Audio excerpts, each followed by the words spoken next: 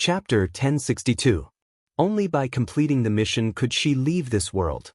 But in this world, there was no plot, no mission, and no memories. What should she do? What a terrible life. Ning Shu opened her eyes. She could only take one step at a time. No matter what, she had to stay alive first. Otherwise, without the system to guide her soul back to the system space, she would become a lonely ghost.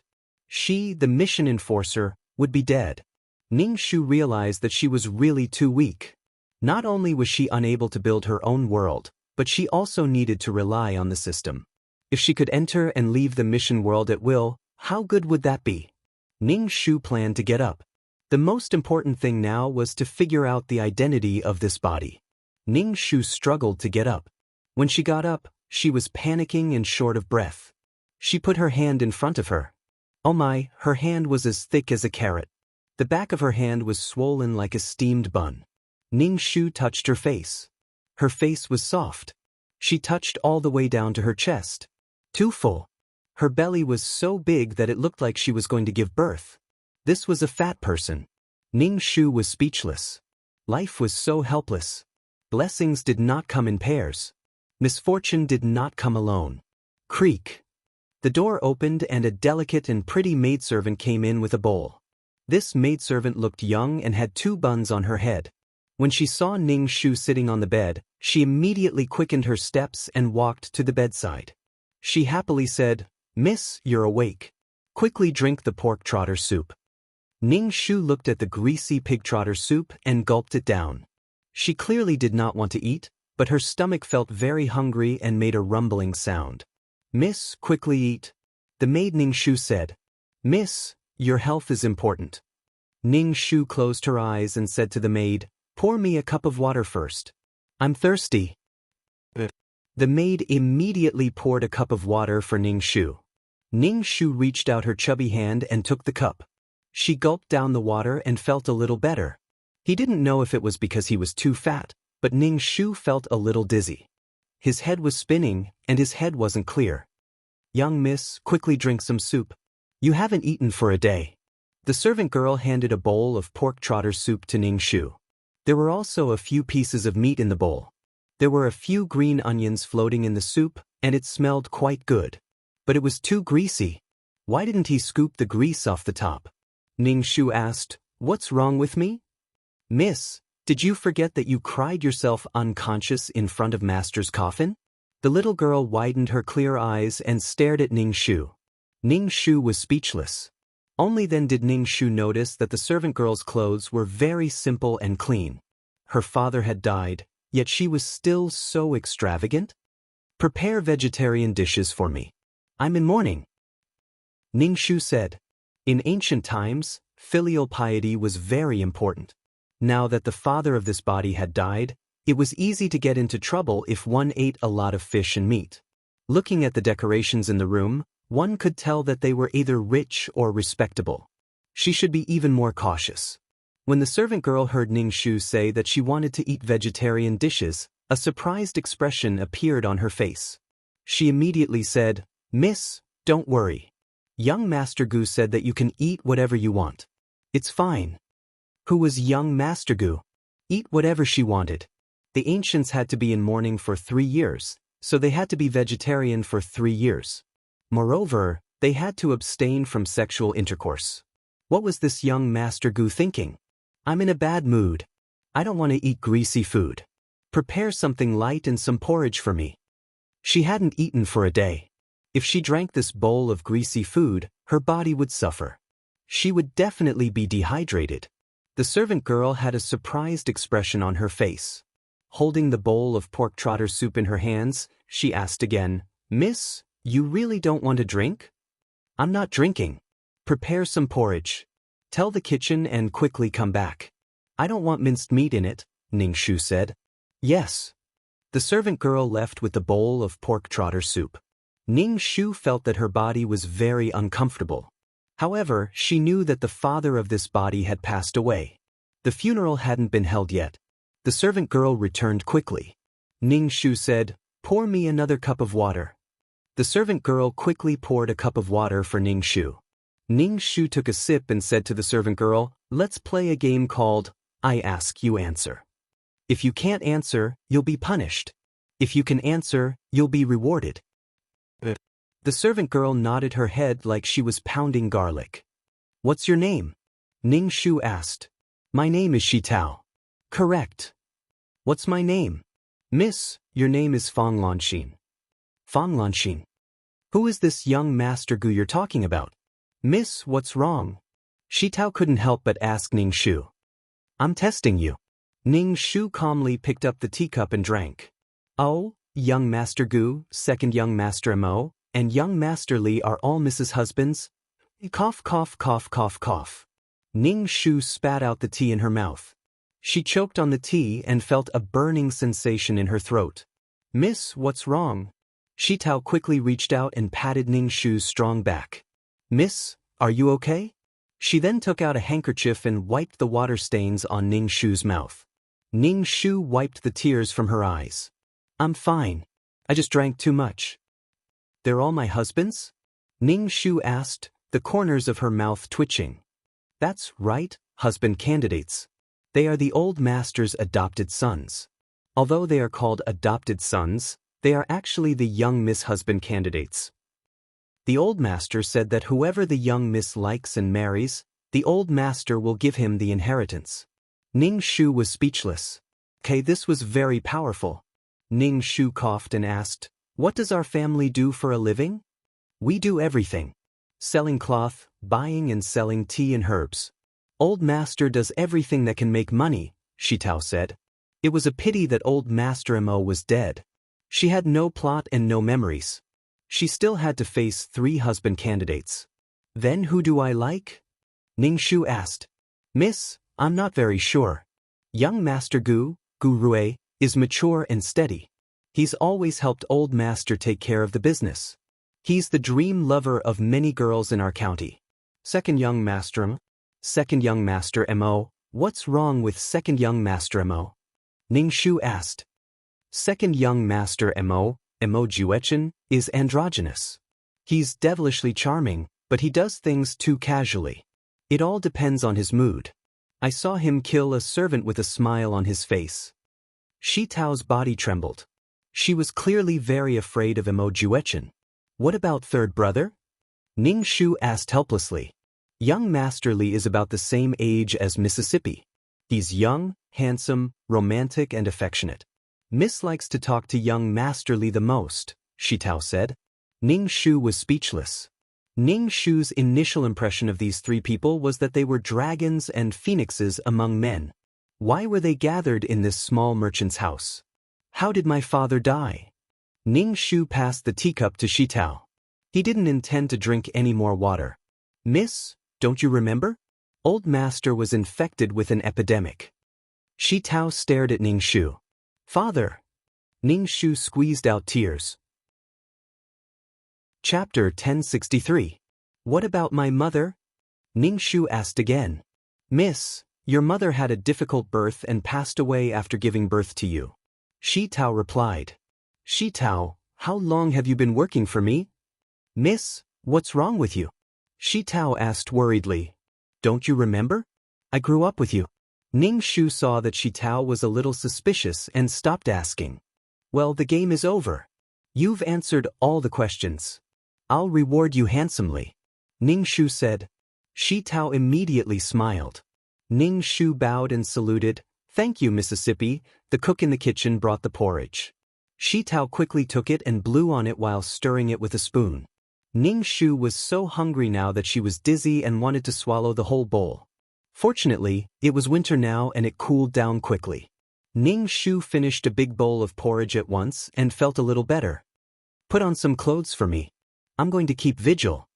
Ning Shu lifted the quilt and suddenly felt a cold wind rushing into the quilt. She really didn't want to get up. "Miss, you should have a rest first. Master Gu said that you should have a good rest and don't try to be brave. The 3 of them will be enough to keep vigil." Shi Tao quickly covered Ning Shu's legs with the quilt. "It's snowing outside. It's very cold." Ning Shu looked at Shi Tao and felt that Shi Tao was very obedient to Gu Rui. "It's okay. Get me some clothes."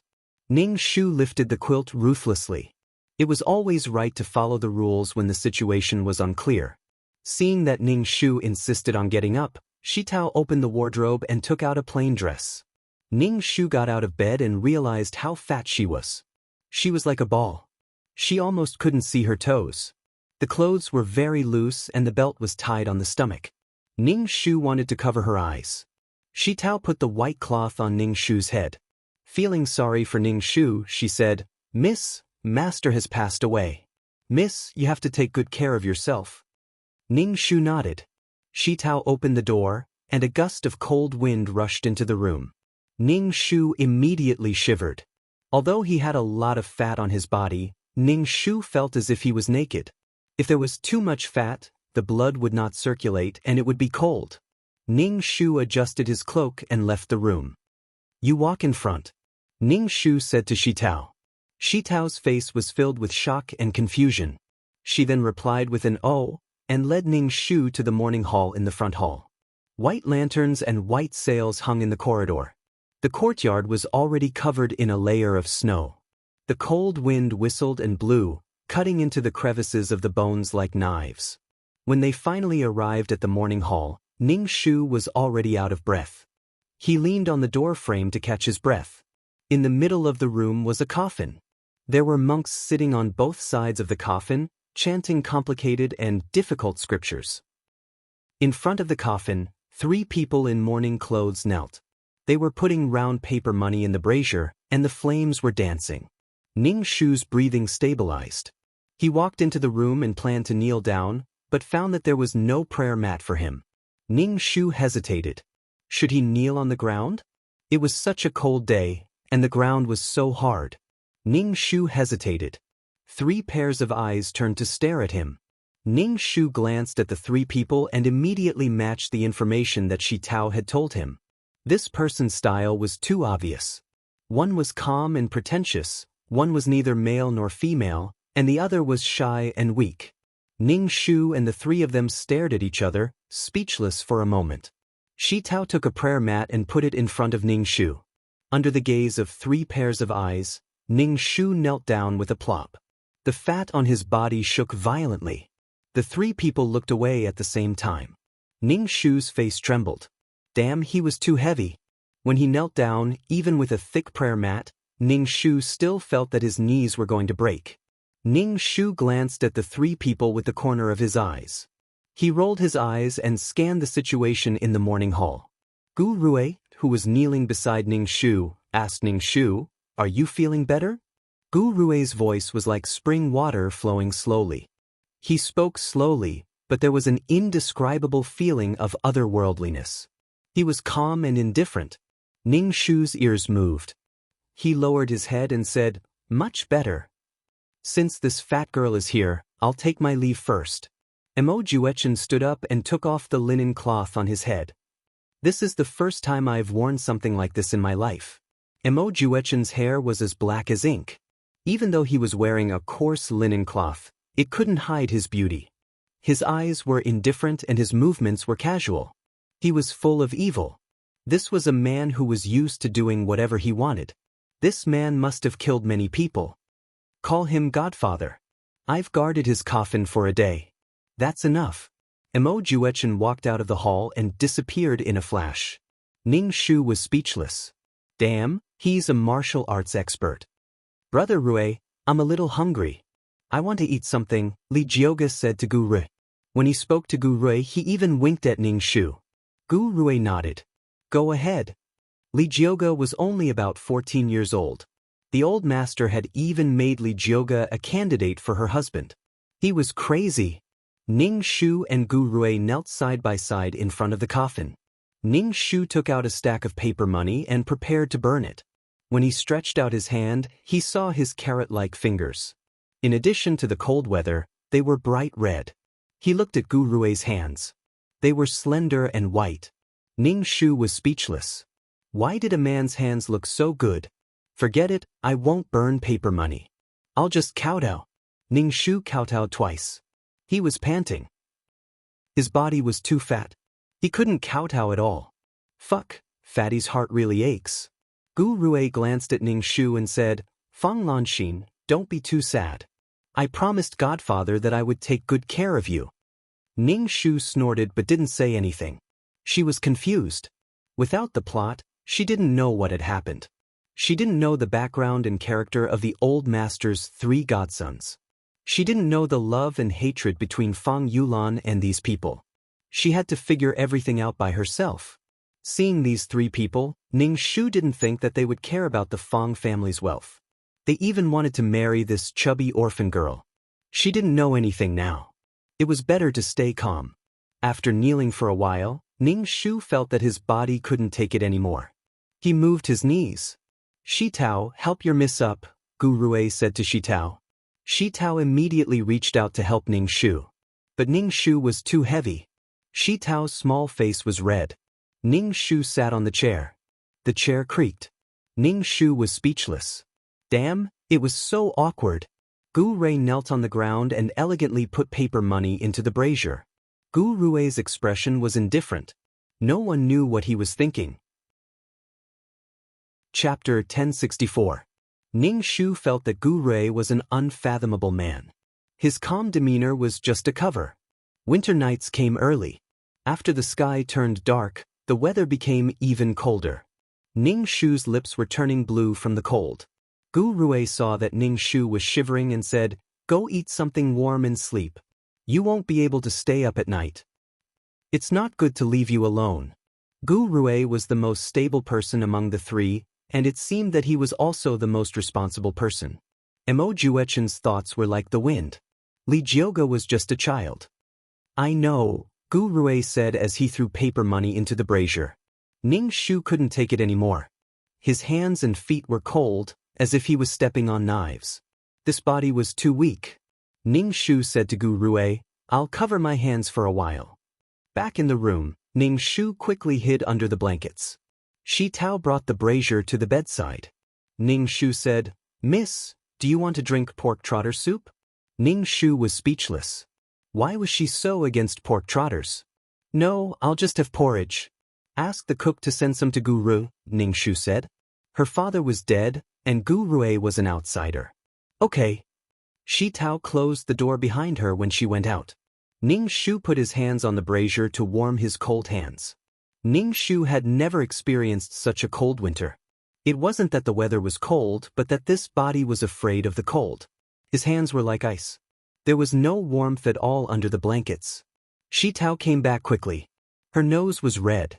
She placed a bowl of hot water beside Ning Shu's feet. Miss, cover your nose. Miss has been afraid of the cold since she was young. Shi Tao went to the kitchen to serve Ning Shu food. Ning Shu sighed. Ning Shu was at a loss. When she was doing quests, she always had a goal to strive for. But now, she had no goal. Ning Shu was at a loss. Ning Shu was worried that he might spend the rest of his life in this world. I wonder how 2333 is doing. He couldn't control his own destiny. Ning Shu calmed himself down. No matter what, the situation was already so bad that it couldn't get any worse. It was useless for her to worry. Even if he had to stay in this world for the rest of his life, it would still be his gain. However, she had yet to construct a world, become a super mission taker, and climb to the top of the pyramid. She was unwilling to die like this.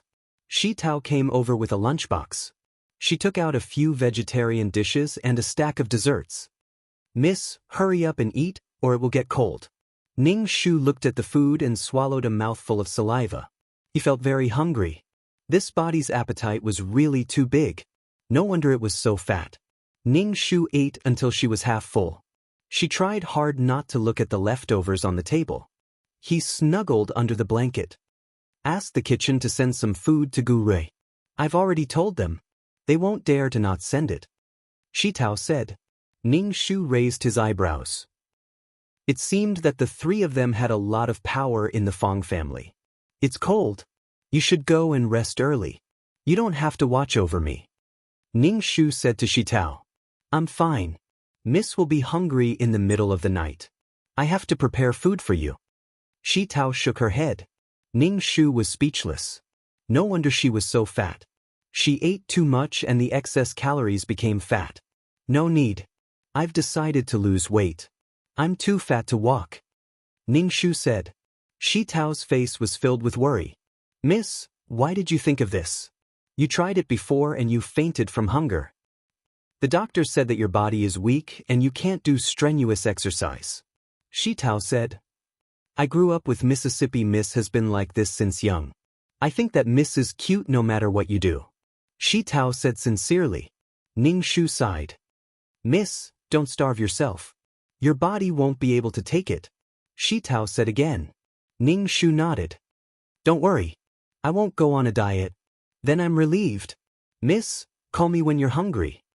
Shi Tao tidied the blanket for Ning Shu and then looked back repeatedly. She looked like she wanted Ning Shu to stop her first. Ning Shu was speechless. What a stubborn girl. Wasn't it cold to stay here on such a cold day? Have a good rest. Ning Shu said to Shi Tao. Miss, have a good rest too. Shi Tao went out and closed the door. The room was quiet.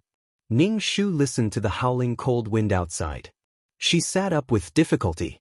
This body was stiff. She didn't know if it was because of the cold weather or because she didn't exercise often. Ning Shu sat cross-legged like this. She was so tired that her heart was thumping wildly. She saw stars in front of her. Ning Shu took a deep breath and began to practice her peerless martial arts. However, Ning Shu didn't feel too good. Ning Shu could clearly feel the spiritual energy, but her body couldn't absorb it. Her body's muscles and veins were thin and weak. Because she was too fat, it caused great damage to her bones. Her bones were much older than those of her peers. Ning Shu frowned. She straightened her back and continued to practice. Although the effect was slow, Ning Shu felt that her body was warm. Her hands and feet were no longer cold and stinging. With her body warm, Ning Shu was even more motivated to practice. She definitely had to lose weight. Being too fat was harmful to her health. Ning Shu felt the pulse of this body. It was weak. She didn't know why, but at such a young age, her body was in subhealth. It was developing in the direction of diabetes. It seemed that she had to take care of her body in the future. Otherwise, it was really easy to die suddenly. After practicing for a night, Ning Shu's body was warm. The next morning, Ning Shu went to the morning hall and saw that Gu Rui was still guarding the coffin. He was wearing a cloak. Ning Shu was a little surprised. Did he really guard here all night? And the door was still open. The cold wind poured into the room. It was no different from being in a world of ice and snow. Ning Shu walked over and knelt on the cattail hassock. She turned to look at Gu Rui. His eyebrows were a little haggard. Under the white furry collar, his face looked like a gentleman. You've been guarding the coffin all night? Ning Shu asked. Gu Rui nodded and stared at the coffin with a complicated gaze. Foster father's kindness to me is as heavy as a mountain. It's only right to guard the coffin. You go rest. I'll guard it for a while. Ning Shu said to Gu Rui. Gu Rui was indeed sleepy. He wanted to get up, but his legs were numb and his body staggered. Ning Shu reached out to support him. Thank you. Gu Rui turned and left the morning hall. After Gu Rui left for a while, Li Jioga came in. He knelt down and kowtowed twice. He turned to look at Ning Shu. Don't be sad. Foster father doesn't want to see you like this. Li Jioga looked delicate. Because of his young age, his skin was delicate. How could such a child be from an ordinary family? Where did the old man find such a child? I know. Ning Shu said. Chapter 1065. Li Jioga took out a flower from behind his back. This is for you. Ning Shu was surprised. Where did this flower come from in the middle of winter? Thank you. Ning Shu took the flower. Where did you get this flower? Guess. Li Jioga had a mischievous look on his face. Then he put the paper money into the brazier. Ning Shu stared at the coffin made of Phoebe Jinan wood. A wave of sadness welled up in his heart. This should be Fang Yulan's emotion. Her father was lying inside. He had suddenly been infected with an epidemic. Ning Shu turned to Li Jioga and asked, How did you meet my father? Li Jioga paused and remained silent. It seemed that there was a secret that couldn't be told. I'm just asking. You don't have to answer. Ning Shu used a wooden stick to poke at the oil lamp. This oil lamp couldn't be extinguished until the funeral. The coffin stayed at home for 3 days. On the day of the funeral, Mo Juechen, who had run off somewhere, came back. The person who sent the coffin was Gu Rui. Ning Shu and his 2 foster sons followed behind the funeral procession. Ning Shu looked at Mo Juechen beside him. He could dress so devilishly even when he was wearing mourning clothes. The burial site was chosen by the old man when he was still alive. It was a place with good feng shui. Ning Shu looked at the coffin that was buried in the soil. Unknowingly, tears streamed down his face. He felt very uncomfortable. Mo Juechen handed Ning Shu a handkerchief. "Wipe your tears. You're already ugly. I can't bear to look at you when you cry." Ning Shu took Mo Juechen's handkerchief and wiped his tears and mucus. Then he stuffed the handkerchief back into Mo Juechen's hands. Mo Juechen picked up the handkerchief and threw it away. Ning Shu, damn it. That hurt his pride. How could such a person be a husband candidate? Nonsense. With her qualifications, none of the 3 husband candidates would be able to get her. Ning Shu stared at Mo Juechen's face as though he had nothing left to live for. To be honest, Ning Shu suspected that Mo Juechen was the leader of the demon sect. Most people with such an aura were not good people. Mo Juechen looked away from Ning Shu expressionlessly. He didn't even look at Ning Shu. It was completely ignored. Ning Shu's heart was very sad, and tears fell down. After the funeral, Ning Shu's long sleeves were wet. When they got on the carriage, Ning Shu finally cried out loud. But after crying out loud, he felt much better. Miss, don't cry." Shi Tao hurriedly wiped away Ning Shu's tears. Ning Shu leaned on Shi Tao's shoulder and almost pressed Shi Tao down. After crying for a while, the depression in his heart dissipated a lot. Ning Shu actually felt refreshed. "Miss, don't be like this. I feel bad." Shi Tao also sniffled and started crying. When the 3 husband candidates heard the screams from inside, they all urged their horses to leave one after another. "Gu Rui, I'll give that girl to you as your wife," Mo Juechen said to Gu Rui. Gu Rui's expression didn't change. "If I don't succeed, I won't have a family." Mo Juechen's face was full of disdain. Mo Juechen then turned to Li Jioga. Li Jioga hurriedly waved his hand. "Don't look at me. I'm still so young. I won't get married so soon." Mo Juechen's face was full of disdain. "What does that have to do with anything? That girl is the same age as you. She's of marriageable age and you're 16. It's time to start a family. Why aren't you the one getting married to Fang Yulan?" Li Jioga asked Mo Juechen. Mo Juechen raised his eyebrows and slowly clenched his fists. He blew on them. "I'm not patient. You know that I kill people like flies. Who knows when I'll stab her to death? Let's think of a way to make that girl talk. Fang Mingji is a sly old fox. He won't tell us where that thing is even until he dies. He even wants one of us to marry his daughter." Mo Juechen looked at his fingernails. Gu Rui still looked indifferent. Li Jioga blinked and asked, "What are you talking about?" "It's none of your business. Gu Rui, why don't you marry her? I only want the secret manual that can dominate the pugilistic world. I don't care about anything else." Mo Juechen leaned forward and looked at Gu Rui. Gu Rui glanced at Mo Juechen. "Why don't you marry her? You kill people like flies. What's the big deal? I'm just ruthless." "You're ruthless. I can't compare to you," Mo Juechen said politely. Li Jioga was stunned. He shook his head. Ning Shu and Shi Tao hugged each other and cried. When they returned to the Fang family, Ning Shu and Shi Tao's eyes were swollen like walnuts. Ning Shu returned to his room and looked in the bronze mirror. He was stunned. "Miss, don't worry. I'll get some hot water for you. It'll reduce the swelling." Ning Shu wasn't shocked by his swollen eyelids. He was shocked by his face. He thought that he would be fat, but his face was as big as a plate. His facial features were all squashed together. It was really a case of being fat. Coupled with her swollen eyes, she was really unbearably ugly. Shi Tao squeezed a hot handkerchief dry and applied it to Ning Shu's eyes.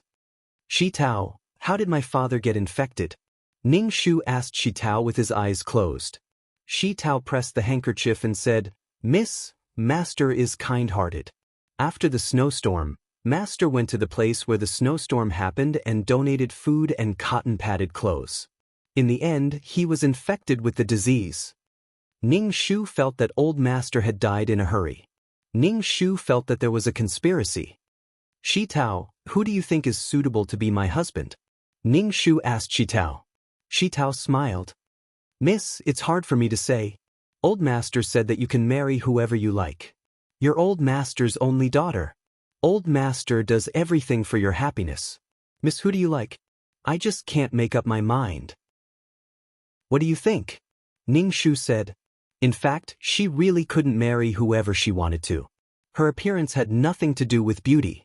Furthermore, she was terrifyingly heavy. Most men wouldn't be interested in her. What gave Old Master the confidence to let her choose one of the three and marry whoever she wanted? These three people were not simple people. Ning Shu didn't believe that they lived in this small temple without any ulterior motives. Thinking about it, she felt that there were all kinds of problems. The temple was small, but the wind was strong. Who do you think is suitable for marriage? You don't know their family background and identity. How did they come to the Fong family? Ning Shu asked Shi Tao. Shi Tao said, Miss, they were all saved by Old Master. Old Master adopted them. Ning Shu, with emojuechen skills, how could Old Master save him? Don't be kidding. She had a chance to see if Gu Rui knew martial arts. She didn't know anything now, nor did she have any memories. She could only get useful information from Shi Tao. Chapter 1066. Shi Tao, who do you want your miss to marry? Ning Shu asked Shi Tao. Young miss, I think young Master Gu is more suitable for Mississippi. Young Master Gu has been helping Old Master take care of the Fong family's business. He is mature and steady. He is a match made in heaven with Mississippi. Young Master Gu will definitely take good care of Mississippi. Ning Shu was speechless. They were a match made in heaven. If Shi Tao was not blind, then others were. Sometimes, appearances could be quite intimidating. Gu Rui was calm and indifferent, but it was hard to tell what a person's heart was. Who knew if Gu Rui's heart was red or black? Second young Master Mo is not in the Fong family for 8 to 10 days. When he comes back, no one dares to go near him. He kills servants at the drop of a hat. Miss, please don't marry him. Shi Tao tried her best to persuade Ning Shu. Damn, he was so cruel. Young Master Li is just a child. He can't be relied on by Mississippi, Shi Tao said. Shi Tao's analysis was quite accurate. However, they were all picky here. Ning Shu could guarantee that none of them would fancy her. Ning Shu pinched the meat on her stomach. Taking advantage of the morning period, she increased her exercise to lose weight. Ning Shu was too lazy to apply it to her eyes. It didn't matter if it was swollen. I'm going to bed to sleep for a while. You should rest too. Apply it to your eyes. Ning Shu said. Okay, miss, call me if you need anything. Call me if you're hungry. Shi Tao took the basin out. Ning Shu stretched her legs and sat cross-legged on the bed. She closed her eyes and began to cultivate. Her body was too weak. It was difficult to cultivate. Until now, there was only a trace of almost invisible qi in her energy center. It was too fucking shabby. In ancient times, there was a lot of spiritual energy, but the body cultivated slowly. After cultivating for a long time, Ning Shu heard Shi Tao's voice. Miss, are you awake? Ning Shu lay down and covered herself with the blanket. She said, come in. Shi Tao walked in. Ning Shu said, Miss, it's time to eat. Young Master Gu asked you to eat in the front hall. What do you want to eat? Ning Shu asked casually. I heard it's fire pot. Shi Tao found some clothes and put them on Ning Shu. She draped a furry cloak over him. Ning Shu glanced at himself in the mirror. It was such a beautiful cloak, but when it was draped over his body, it was like wrapping an oil barrel. There was no sense of beauty. She made Shi Tao, who was beside her, look like a fairy. She was cute when she was chubby when she was young, but if she was still chubby when she grew up, then she would be too fat. It was ugly, not cute. Hot pot? Hot pot isn't a good idea. His father had just been buried. Hot pot? Young Master Gu said that these are all vegetarian dishes. The weather is cold, so eating them will make you feel warm. Shi Tao smiled and said, Miss likes to eat hot pot the most. Now, Gu Rui had really become the head of the Fong family. When Ning Shu arrived at the front hall, he could smell the spicy aroma even before he entered the house. Ning Shu swallowed his saliva with a gulp. The hot pot was boiling in the boiling pot. Gu Rui, Mo Juechen, and Li Jioga sat around the table. Ning Shu walked over and sat down. Shi Tao closed the door and stood at the side to wait. Lunching, the dead are gone. You have to be more open-minded. Gu Rui comforted Ning Shu. Thank you, but I don't have anyone to rely on now, Ning Shu said dejectedly.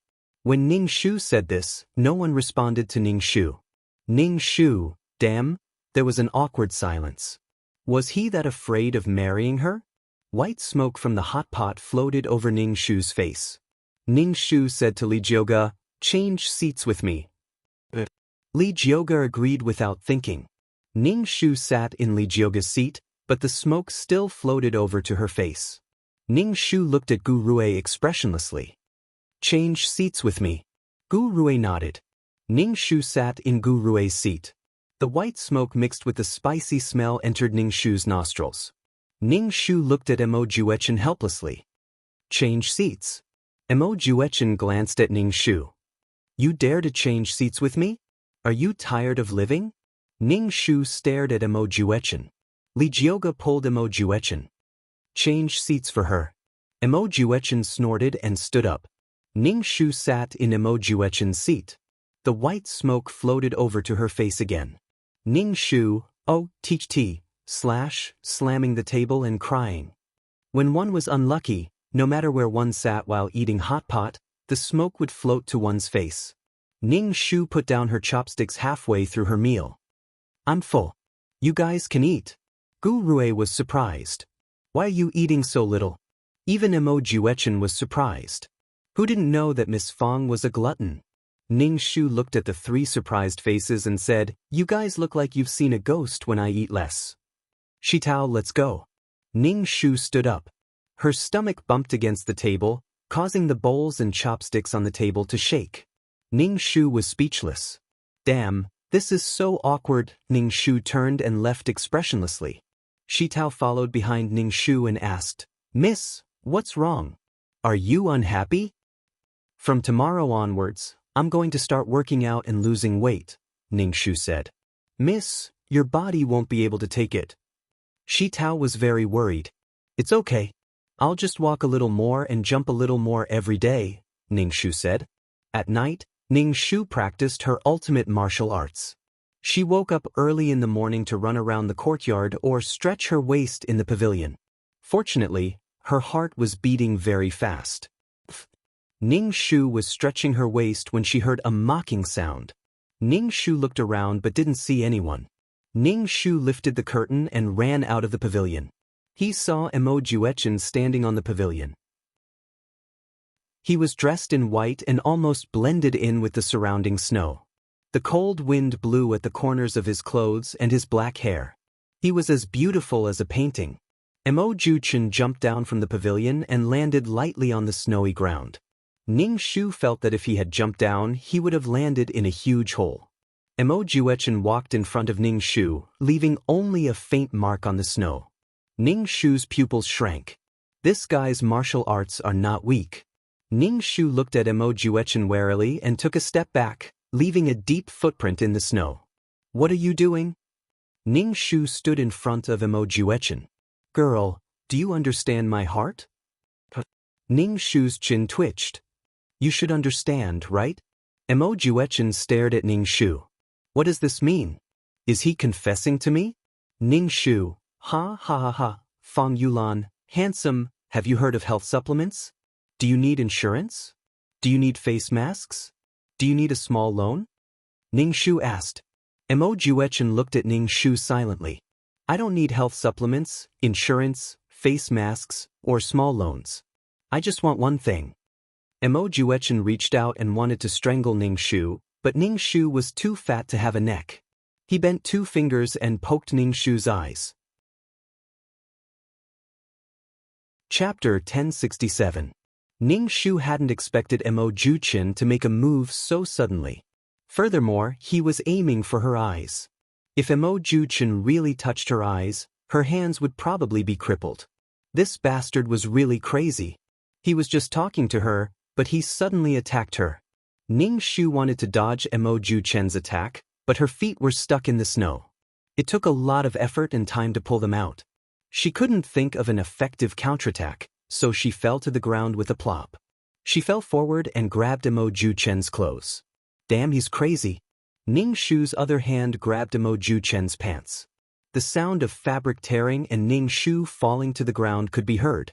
Mo Juchen's actions were immediately noticed. Ning Shu lifted her head slightly. Her face was covered in snow, and she saw a pair of strong and slender legs.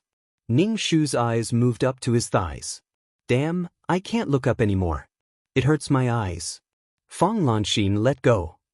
Mo Juchen hurriedly pulled up his pants. Ning Shu didn't let go of Mo Juchen's pants. Mo Juchen, I'm not that easy to bully. Ning Shu's face was red as she huffed and puffed. Let go of me. Mo Juchen pinched Ning Shu's swollen hands. Let go. Mo Juchen, I'm going to kill you. Ning Shu grabbed Mo Juchen's pants and pulled hard. Mo Juchen's body fell backwards onto the snow with a plop. Fang Lanxin, I'm going to kill you. Mo Juchen's voice seemed to come out from the gaps between his teeth. It was abnormally sinister and terrifying, causing people to tremble in fear. Ning Shu hurriedly got up and shouted, Help! Someone wants to kill me. Shut up. Mo Juchen hurriedly pulled up his pants. What's wrong? Gu Rui walked over and looked at the flustered Mo Juchen. Ning Shu quickly hid behind Gu Rui and pointed at Mo Juchen. He wants to kill me. He wants to kill me. Mo Juchen bared his teeth. Fang Lanxin, you'd better be careful. I'll remember what happened today. Ning Shu stared at Mo Juchen. I'll remember this as well. If you ever fall from grace, I'll definitely kick you when you're down. Mo Juchen, what are you doing? Why are you fighting with Lan Exin? Gu Rui frowned. Mo Juchen's face was filled with impatience. I don't have the patience to stay here any longer. Hurry up and get this damned lass to hand over the item. Gu Rui, for your sake this time, I won't touch this wretched girl. Otherwise, I will detain this wretched girl and squeeze all her fat out of her to light a sky lantern. Mo Juchen flew away, his voice getting further and further away. Things in the cult, Mo Juchen was indeed here for something. But what was it? Gu Rui narrowed his eyes as he watched Mo Juchen fly away. He turned back and his gaze landed on the back of Ning Shu's hand. The back of his hand was swollen from Mo Juchen's pinch. Are you all right? Gu Rui asked gently. Ning Shu smiled. I'm fine. Let's go back. I'll get some ointment for you, Gu Rui said. Ning Shu nodded and returned to the house with Gu Rui. Ning Shu turned back to look at the snow. Her footprints were very deep, while Gu Rui's were only shallow. She was heavier than Gu Rui, but Gu Rui was still an adult. People who practiced martial arts had long breaths and light bodies. Ning Shu had reason to suspect that Gu Rui knew martial arts. Back in the room, Gu Rui took out the ointment and applied it on the back of Ning Shu's hand. The ointment was cold. Gu Rui applied it with moderate strength. Ning Shu looked at Gu Rui and asked, Gu Rui, what is the thing that Mo Juchen was talking about? Gu Rui closed the box and said lightly, It's something attractive. What is it? Is it attractive to you too? Ning Shu raised his eyebrows. Did old Master Li's death have something to do with these people? No, I don't care about those things. I just want to live a peaceful life now. Gu Rui kept the box. Ning Shu didn't think that Gu Rui didn't care. Can I ask what it is? Ning Shu asked. Gu Rui shook his head. I'm not sure either. Didn't Godfather give you anything? Ning Shu, she didn't know anything at all. She didn't have the plot or memories. What did she know? It was hard to say whether Grandpa Xing had given Fang Lanxin anything. Maybe he did. Maybe in the plot, the thing that old Master Li gave her was cheated away by her 3 potential husband candidates. Ning Shu didn't feel at ease even with the young Li Jioga. What was it that had attracted them to the Fang clan? This small Fang clan had attracted the attention of 3 dragons and phoenixes. Ning Shu didn't think that Gu Rui would stay in the Fang family peacefully. Some people weren't ordinary and wouldn't be satisfied with the status quo. Don't provoke Mo Juchen. He's the leader of the demon sect. Every righteous sect wants to kill him. He kills people like flies. It's best not to provoke him, Gu Rui said lightly. Ning Shu. He was indeed a member of the demon sect. He had the independence of the demon sect and the arrogance of the villains. Then can I know your and Li Jioga's identities? Ning Shu asked. Jioga is the son of the Empress of Rong country. His mother's family was executed and the Empress was deposed. He was sent out by the palace servants. There's no place for him in Rong country. Ning Shu, so he was a prince. But he couldn't even be considered an ordinary person now. What about you? Ning Shu asked. He had a feeling that Gu Rui was also a reactionary. Me. Gu Rui said lightly, I'm the prince of Jia country. Ning Shu, descendant of the previous dynasty. Gu Rui looked at Ning Shu. Are you scared? Descendant of the previous dynasty? He should be called the remnants of the previous dynasty. Jia country had already been destroyed. The current dynasty's royal family had taken over Jia country. Ning Shu, fuck. The old master was really awesome. The 3 adopted sons were all reactionaries. If any of them were discovered, the Fang family would cease to exist. Have you thought about reviving your country? Ning Shu asked. Gu Rui said lightly, there's a change of dynasty. Even if I want to revive my country, it's very difficult. It's basically impossible. I never waste time on things that are impossible, Gu Rui said. He glanced at Ning Shu's swollen hand. Don't let your wound get wet. By the way, Godfather passed away. Are you going to manage the Fang family's business? Gu Rui looked at Ning Shu gently. Ning Shu didn't know if Gu Rui was being sincere or testing him. He waved his hand. I'm a woman. How can I manage a business? I don't know anything about it. You can learn. How about this? I'll give you the monthly account book. I'll teach you what you don't know, Ning Shu said gently. Facing Gu Rui, Ning Shu's heart was full of vigilance. Chapter 1068. Even when facing Mo Juechen, Ning Shu was not this nervous. She knew that Mo Juechen was someone who did as he pleased and killed people without batting an eyelid. Gu Rui, on the other hand, had always been calm and collected. She did not know what kind of person he was. The way he acted was not enough to reveal his true nature. Fear came from the unknown. That was why Ning Shu was wary of Gu Rui.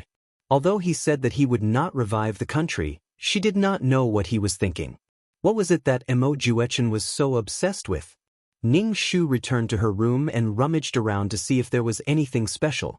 Gu Rui and Li Jioga both had a blood feud and were filled with resentment. How could they live in peace? The old master wanted one of the 3 of them to marry her and inherit the family fortune. There must be something in the family fortune that they wanted. Otherwise, how could the old master have the confidence to let them marry her chubby daughter? Shi Tao silently watched as Ning Shu rummaged around. She asked, Miss, what are you looking for? Ning Shu did not know what she was looking for. She did not know what she was looking for. Ning Shu could not help but hit her own head.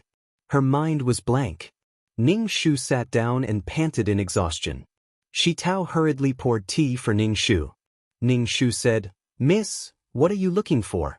You can tell me. I helped you keep your things. I'm looking for something my father gave me, Ning Shu said ambiguously. Oh, miss, you're looking for something old master gave you. Shi Tao smiled and went to the dressing table to pick up a makeup box. Miss, these jewelry were all bought for you by master. Take a look, there are some more rare things. Ning Shu opened the makeup box expressionlessly. There were indeed many things inside. There were bracelets, rings, hairpins, and all kinds of jewelry. Ning Shu lazily rummaged through the jewelry. She did not think that Mo Juechen was looking for something here.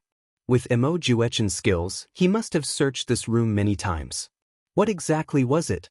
Ning Shu scratched his head frantically. Young miss, what exactly do you want? Tell this servant. Shi Tao looked at Ning Shu's appearance and said somewhat anxiously. She did not know what to make. Her head hurt. It's time for lunch. Let's have porridge with some side dishes. Ning Shu and Shi Tao waved their hands. Shi Tao furrowed her brows and was extremely worried. Miss, if you eat this every day, your body won't be able to take it. Miss, eat some meat today. It's fine. I'm mourning now, so I don't eat meat. I know my own body well. Ning Shu rummaged through the makeup box and found a pearl the size of a thumb. The pearls were round and bright. They were good stuff. Miss, I heard that this kind of pearl is a tribute, Shi Tao said. Don't talk nonsense. It's just an ordinary pearl. How could it be a tribute? Ning Shu said in a bad mood. If a merchant's family had a tribute, they wouldn't be far from death. Yes, this servant is saying that this kind of pearl can't even be compared to a tribute. Shi Tao said with a smile. Ning Shu shone the pearl under the light. The light was even. It was a good thing. Girl, this is for you. Ning Shu picked a hairpin for Shi Tao. You won the game last time. This is your reward. The hairpin was made of silver, but the workmanship was very exquisite. It was lifelike and looked like a butterfly spreading its wings. Shi Tao quickly waved her hands. Miss, this is too precious. This servant can't accept it. It's for you. Just take it. Ning Shu inserted the hairpin into Shi Tao's hair and said with a smile. Shi Tao is very beautiful. Thank you, Mississippi. Shi Tao and Ning Shu curtsied. Ning Shu nodded. Shi Tao went to do her work. Ning Shu propped up her chin. She thought that Shi Tao was already 14 years old. It was the time for a young girl to yearn for love. She just didn't know if Shi Tao had someone she liked. There were 3 gorgeously dressed men in the house. They could mesmerize the maids in the house. Even Mo Juechen, who killed people like flies, had people admiring him. Therefore, the 3 of them were a little lethal. He just didn't know if Shi Tao had someone she liked. Ning Shu let out a long sigh. He felt that there were no reliable people around him. Shi Tao had grown up with Fang Lanxin. He didn't know if she would betray the original owner. Forget it. I'll just cultivate. As long as I'm strong, I don't care about any schemes. Ning Shu sat cross-legged on the bed. He closed his eyes and began to cultivate. When he heard footsteps outside, Ning Shu stopped. Ning Shu pinched the flesh on his body. He felt that his flesh was much tighter. The peerless martial arts strengthened the body, but there was still no way to get rid of the flesh on his body. He still had to be a round fatty. With a creak, the door opened. It was Li Jioge. When Li Jioge saw Ning Shu lying on the bed, he exclaimed and immediately covered his face with his sleeves. I say, why are you sleeping in bed in the middle of the day? Li Jioge used his sleeves to cover his face. Ning Shu rolled his eyes. You were the one who barged into my room. Ning Shu put on his shoes and asked, why are you looking for me? Nothing much. I just came to see you. Li Jioge sat down and poured himself a cup of tea. Ning Shu also poured a cup. Why are you looking for me for no reason? I don't think you want to see my face. Her face wasn't very pleasing to the eye. Fang Lanxin, I've never said that you're ugly. Some people are beautiful, but they have the heart of snakes and scorpions. I've seen many beautiful women, and they can kill with a charming smile, Li Jioge said in a deep voice. He probably thought of the backyard of the palace where he used to live. Ning Shu asked, you don't intend to go back? Li Jioge glanced at Ning Shu. What do you know? If I go back, I'll be courting death. I can't go back before I'm strong enough. Ning Shu, they were either people who carried a blood feud or people who killed people like flies. How did the old master gather these people together? The old master, why are you looking for me? Ning Shu asked again. Oh, by the way, Big Brother Gu said that he'll take you to see the Fang family shop tomorrow. You're my foster father's daughter. You should know these things. Li Jioge smiled at Ning Shu and said, I'll go with you tomorrow. That's it? Ning Shu looked at Li Jioge. Do you need to come here to tell me this? Actually, Li Jioge's face suddenly turned red, which made Ning Shu feel quite strange. What's wrong? I've fallen in love with a girl, Li Jioge said. Pfft. Ning Shu spat tea and saliva all over Li Jioge's face. He was determined not to drink water when chatting in the future. Which family is the girl from? Ning Shu asked. Chapter 1069. Li Jioga had a sweetheart and actually came to tell her about it. Could it be to ask for her permission? Which family is it? Do I know her? Ning Shu asked Li Jioga with a bashful expression. It's the young lady of the Li family, Li Jioga said. Li family? Which Li family? Ning Shu blinked. She really didn't know which Li family she was from. She didn't even know who her family was. She didn't even go out. She didn't know who the young lady of the Li family was. She didn't know her name or what she looked like. Stop fooling around. You know it. Li Jioga nudged Ning Shu with her elbow. Ning Shu didn't move at all after being nudged by Li Jioga. What do I know? It's the richest Li family, Li Jioga said with a red face. When Ning Shu heard that it was the richest family, she suddenly turned her head and stared at Li Jioga. Ning Shu didn't have any impression of Miss Li, but combined Li Jioga's background and the Li family's wealth. A thought suddenly appeared in Ning Shu's mind. Li Jioga probably still wanted to rush back to Rong country. Was Li Jioga planning to use the Li family's wealth to pave the way for himself? Then, Ning Shu felt that she was thinking too much. Perhaps Li Jioga really liked Miss Li. How old is Miss Li? Ning Shu asked. Li Jioga looked at Ning Shu. But, aren't you friends with Miss Li? Miss Li is 2 years older than you. Ning Shu thought, this taste, she's in a relationship with a younger man. Ning Shu coughed. Why are you telling me this? Miss Li is already of marriageable age and is about to get married. Can you marry her? Ning Shu's mind was full of twists and turns as various thoughts flashed through her mind. I definitely want to marry her. Oh right, I'm going to find Big Brother Gu. What did I tell you? Li Jioga's face lit up. She jumped up and ran off in a hurry. Ning Shu propped up his chubby chin with his chubby hand and looked at Li Jioga's back. Li Jioga's capricious behavior made him seem like a person who had fallen in love. Miss Shitao walked in and saw Ning Shu in a daze. She waved her hand in front of Ning Shu's eyes. Ning Shu came to his senses and said to Shitao, Shitao, Li Jioga has fallen in love with someone. Huh? Shitao looked shocked. Who did young Master Li fall in love with? Ning Shu glanced at the agitated Shitao. Shitao restrained her expression. Miss, has young Master Li fallen in love with you? Ning Shu, how was that possible?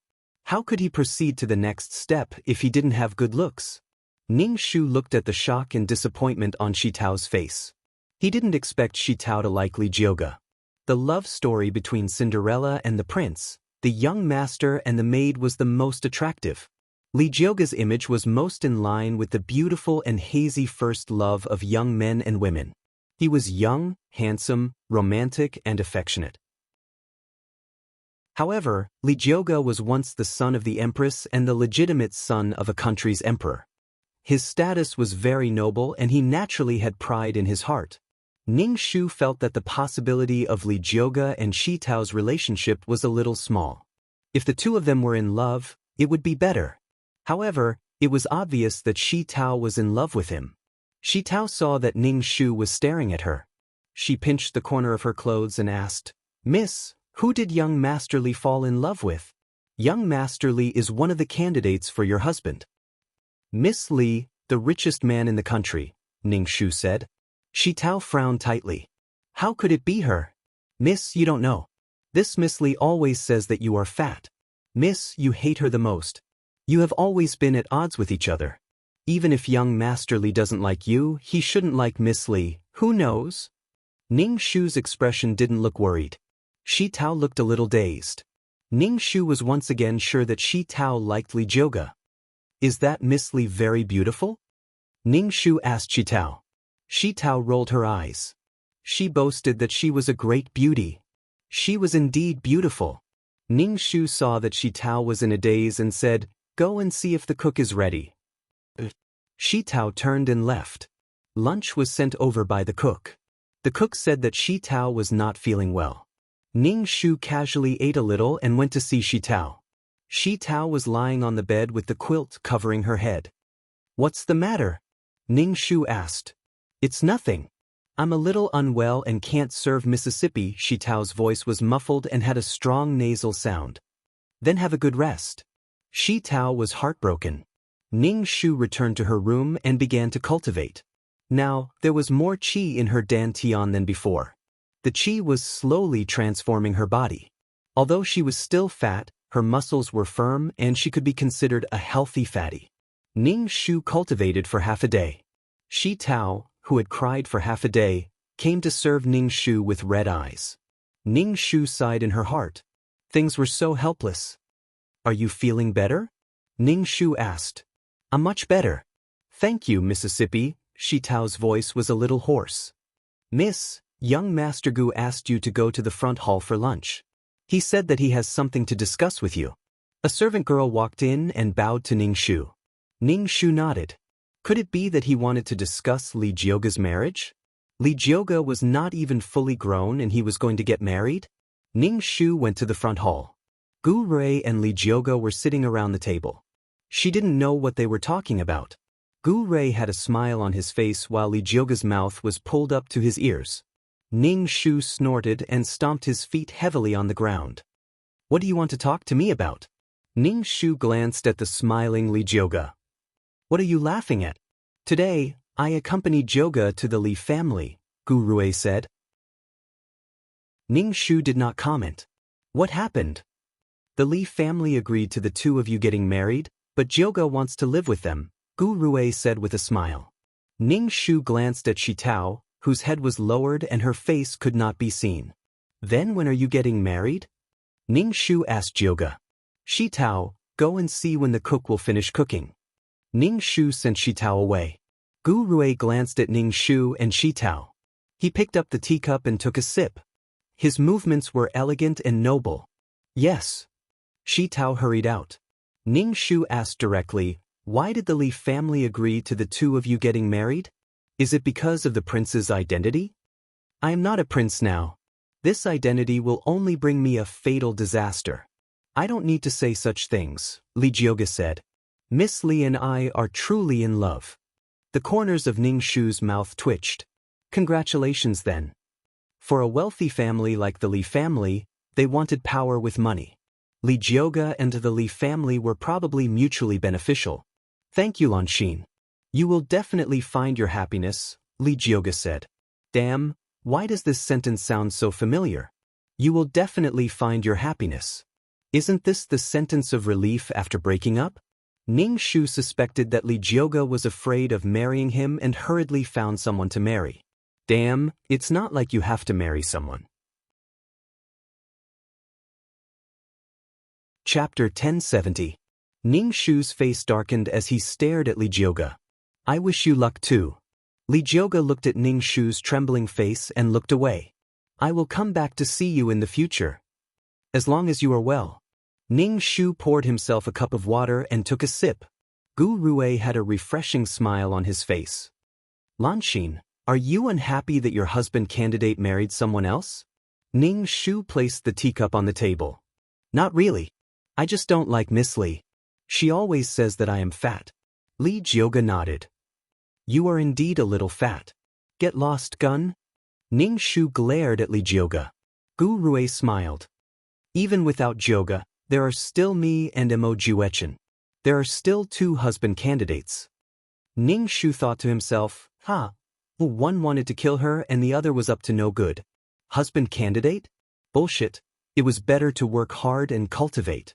The next time she saw Mo Juechen, she would definitely cripple him. Lan Xin, I want to get some money from the account to buy some things for Jioga. It will be more convenient if we go to the Li family, Ning Shu said. Ning Shu snorted. Why does it sound like you are marrying off your daughter? You are marrying Jioga to the Li family. Li Jioga was speechless. You don't look cute and you don't speak cute either. Oh, I don't know how to be direct, Ning Shu apologized. Li Jioga was speechless. Gu Rui, do as you see fit, Ning Shu said. It was good to send one of them away. Gu Rui heard Ning Shu call him by his real name. You used to call me Big Brother Gu. Big Brother Gu. Ning Shu grinned at Gu Rui. Ning Shu ate 2 mouthfuls of food with Li Jioga and Gu Rui. Then, he moved his round body and walked away proudly.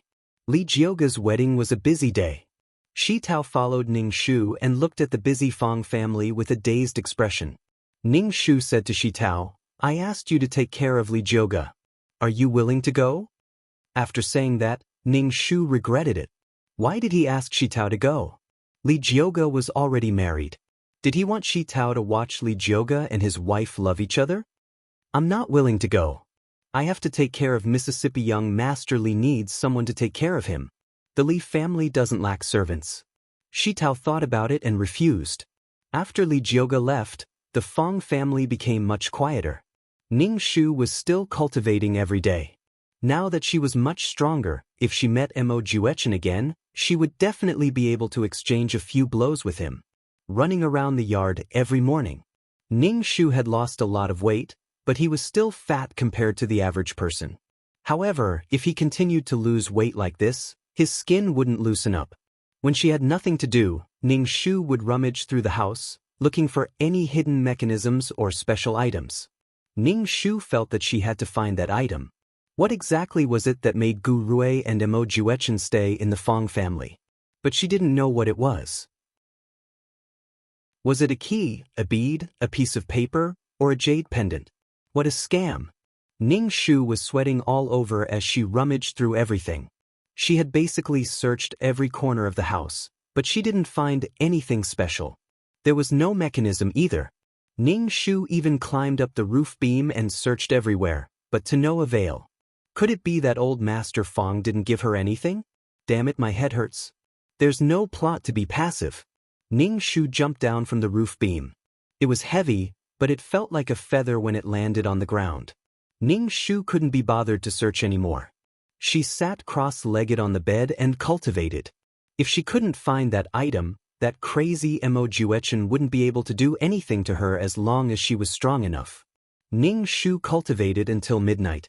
Her nose twitched and she smelled a faint scent of blood. There were also sounds coming from the roof. Ning Shu opened her eyes. There was someone. Ning Shu got off the bed and leaned against the wall. She heard the window creak. Someone had opened the window. A person jumped into the house. This person was wearing white clothes. The moment he entered, the scent of blood became even stronger. It was Mo Juechen, and he was injured. Ning Shu grinned and swung the wooden stick at Mo Juechen. Mo Juechen was an expert. When he heard the sound of the stick, he immediately turned around. When he saw the stick, he immediately used his jade flute to block it. However, Ning Shu changed the direction of the stick and hit Mo Juechen's arm. Mo Juechen groaned and grabbed the stick. He wanted to restrain Ning Shu, but Ning Shu used all his strength and kicked Mo Juechen's leg. There was a slight cracking sound. Mo Juechen groaned in pain. After kicking Mo Juechen, Ning Shu turned and ran. Mo Juechen's voice sounded behind him. "Fang Lanxin, I'm going to skin you alive and boil your oil dry." Ning Shu ran directly to Gu Rui's room, kicked open the door and walked in. Gu Rui was sitting on the bed. His hair was as black as ink and he was wearing white underwear. He looked like a beautiful man who had just woken up. "What's wrong?" Gu Rui asked Ning Shu. Ning Shu panted. "There's a pervert in my room." Gu Rui was stunned. "A pervert? It's a pervert. He even knows that my name is Fang Lanxin. He must have been coveting me for a long time," Ning Shu said. Gu Rui didn't speak for a long time. "What are you waiting for? Come with me to catch the pervert." Ning Shu urged Gu Rui. "Wait for a moment. Go out and wait for me." Ning Shu turned and left. When Gu Rui came out, he had already put on his coat and went to Ning Shu's room. Ning Shu looked at her room, which was brightly lit. She hadn't even lit it when she left, but now it was brightly lit. Mo Juechen was really arrogant. Gu Rui walked into the room and saw Mo Juechen sitting on a stool. Ning Shu entered the room and asked in shock, "What are you doing in my room? Did you chase the pervert away?" "Pervert?" Mo Juechen's voice was light. "What are you doing? Why are you in Lanxin's room so late at night?" Gu Rui asked calmly. He glanced at Mo Juechen. "Are you injured? Those self-proclaimed righteous people ganged up on me." Mo Juechen looked at Ning Shu. "Those people didn't do anything to me. This wretched girl dares to make things worse for me." Ning Shu was so shocked that his face was contorted. You're the pervert? Why are you in my room? Ning Shu gathered his clothes and looked at Mo Juechen warily. Let me tell you. Although you're my husband candidate, even if you covet me, I won't let you have your way. Mo Juechen clutched his chest and groaned. Blood flowed from the corner of his mouth. It seemed that his internal injury had acted up. There's someone on the roof. Gu Rui looked up at the roof. Mo Juechen lay down on Ning Shu's bed and covered himself with the blanket. Chapter 1071. The tiles on the roof creaked softly. From the sound of it, there was more than one person. Mo Juechen was indeed being attacked. Mo Juechen burrowed under the blanket. Ning Shu really wanted to shout that the devil was here. The noise on the roof disappeared after a while. Mo Juechen's face was red as he poked his head out of the blanket. Then he lifted the blanket and tidied his hair. How disgusting. This fat girl's blanket reeks of fat. Ning Shu, who the hell allowed you to sleep on it? Why are you in my room so late at night? Did I tell you to come here? Ning Shu stared at Mo Juechen expressionlessly. She shouldn't have used a stick. She should have used a knife to stab him to death. Gu Rui took out a medicine bottle and poured out a pill for Mo Juechen. Take this. Mo Juechen took the pill and swallowed it. He brushed his hair and said, Do you think I want to come to your room?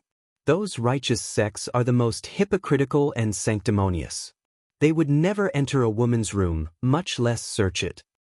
They won't believe that I entered a fat girl's room. Ning Shu was speechless. Bastard. Did you eat shit? Why are you speaking so smelly? Ning Shu stared at Mo Juechen. Mo Juechen was probably trying to take revenge on Ning Shu for attacking him. He wanted to attack Ning Shu psychologically. His words were especially vicious. I really don't know what's the point of living like this. Ning Shu rolled his eyes. My life is full of hope. I can dream every day that I'll become a goddess after I slim down. What do those ugly skinny people dream of? I'll always be young. My skin is tight when I'm fat. I won't be able to see any wrinkles. I'll always be young. Mo Juechen sneered. Why do you have so many reasons to comfort yourself when you're fat? What does it have to do with you? Did I eat your rice? Ning Shu retorted. Look at how you're neither a man nor a woman. If you put on some powder, you'll be able to sell yourself at a brothel. You're an ugly woman full of jealousy. I'm better looking than you. What reason do you have to live? Mo Juechen said proudly. Jealous of my celestial beauty. Fuck. He had met his match. Shameless to the extreme. I can have children. Can you? I can make a woman give birth. Can you? Ning Shu. Despicable people are invincible. So. Mo Juechen looked at Ning Shu. What reason do you have to continue living? You're useless and a waste of food. All right, go and treat your injuries. Gu Rui interrupted Mo Juechen and Ning Shu's argument. Mo Juechen sat on the edge of the bed and lay down on it. He propped his head up with his hand and said lazily, I'll stay here tonight. I can't guarantee that those righteous sects won't come back. Get lost, who allowed you to be in my room? Ning Shu put his hands on his waist like a teapot. Why don't we go to the brothel? If we go to the brothel, those righteous sects won't go to the brothel with great fanfare. Mo Juechen casually twirled his hair and used a wooden hairpin to hold it in place. His beauty was truly alluring. I'm injured and I'm too lazy to move. I was also ambushed by this fat girl. I can't even walk now. Mo Juechen said insincerely. You're sleeping on my bed, so where am I supposed to sleep? Ning Shu stared at Mo Juechen. It seemed like he had to prepare some poison. With poison, he would deal with Mo Juechen first. Mo Juechen didn't kill him now because he still wanted something. Ning Shu suspected that Mo Juechen would kill him if he got the thing. I don't care where you sleep. Mo Juechen lay down on the bed and sat up. Change the blanket and pillow. Ning Shu ignored him. Not only did he occupy her room, but he also wanted to treat her like a servant. Dream on. Ning Shu couldn't beat him now. Otherwise, he would have thrown Mo Juechen out.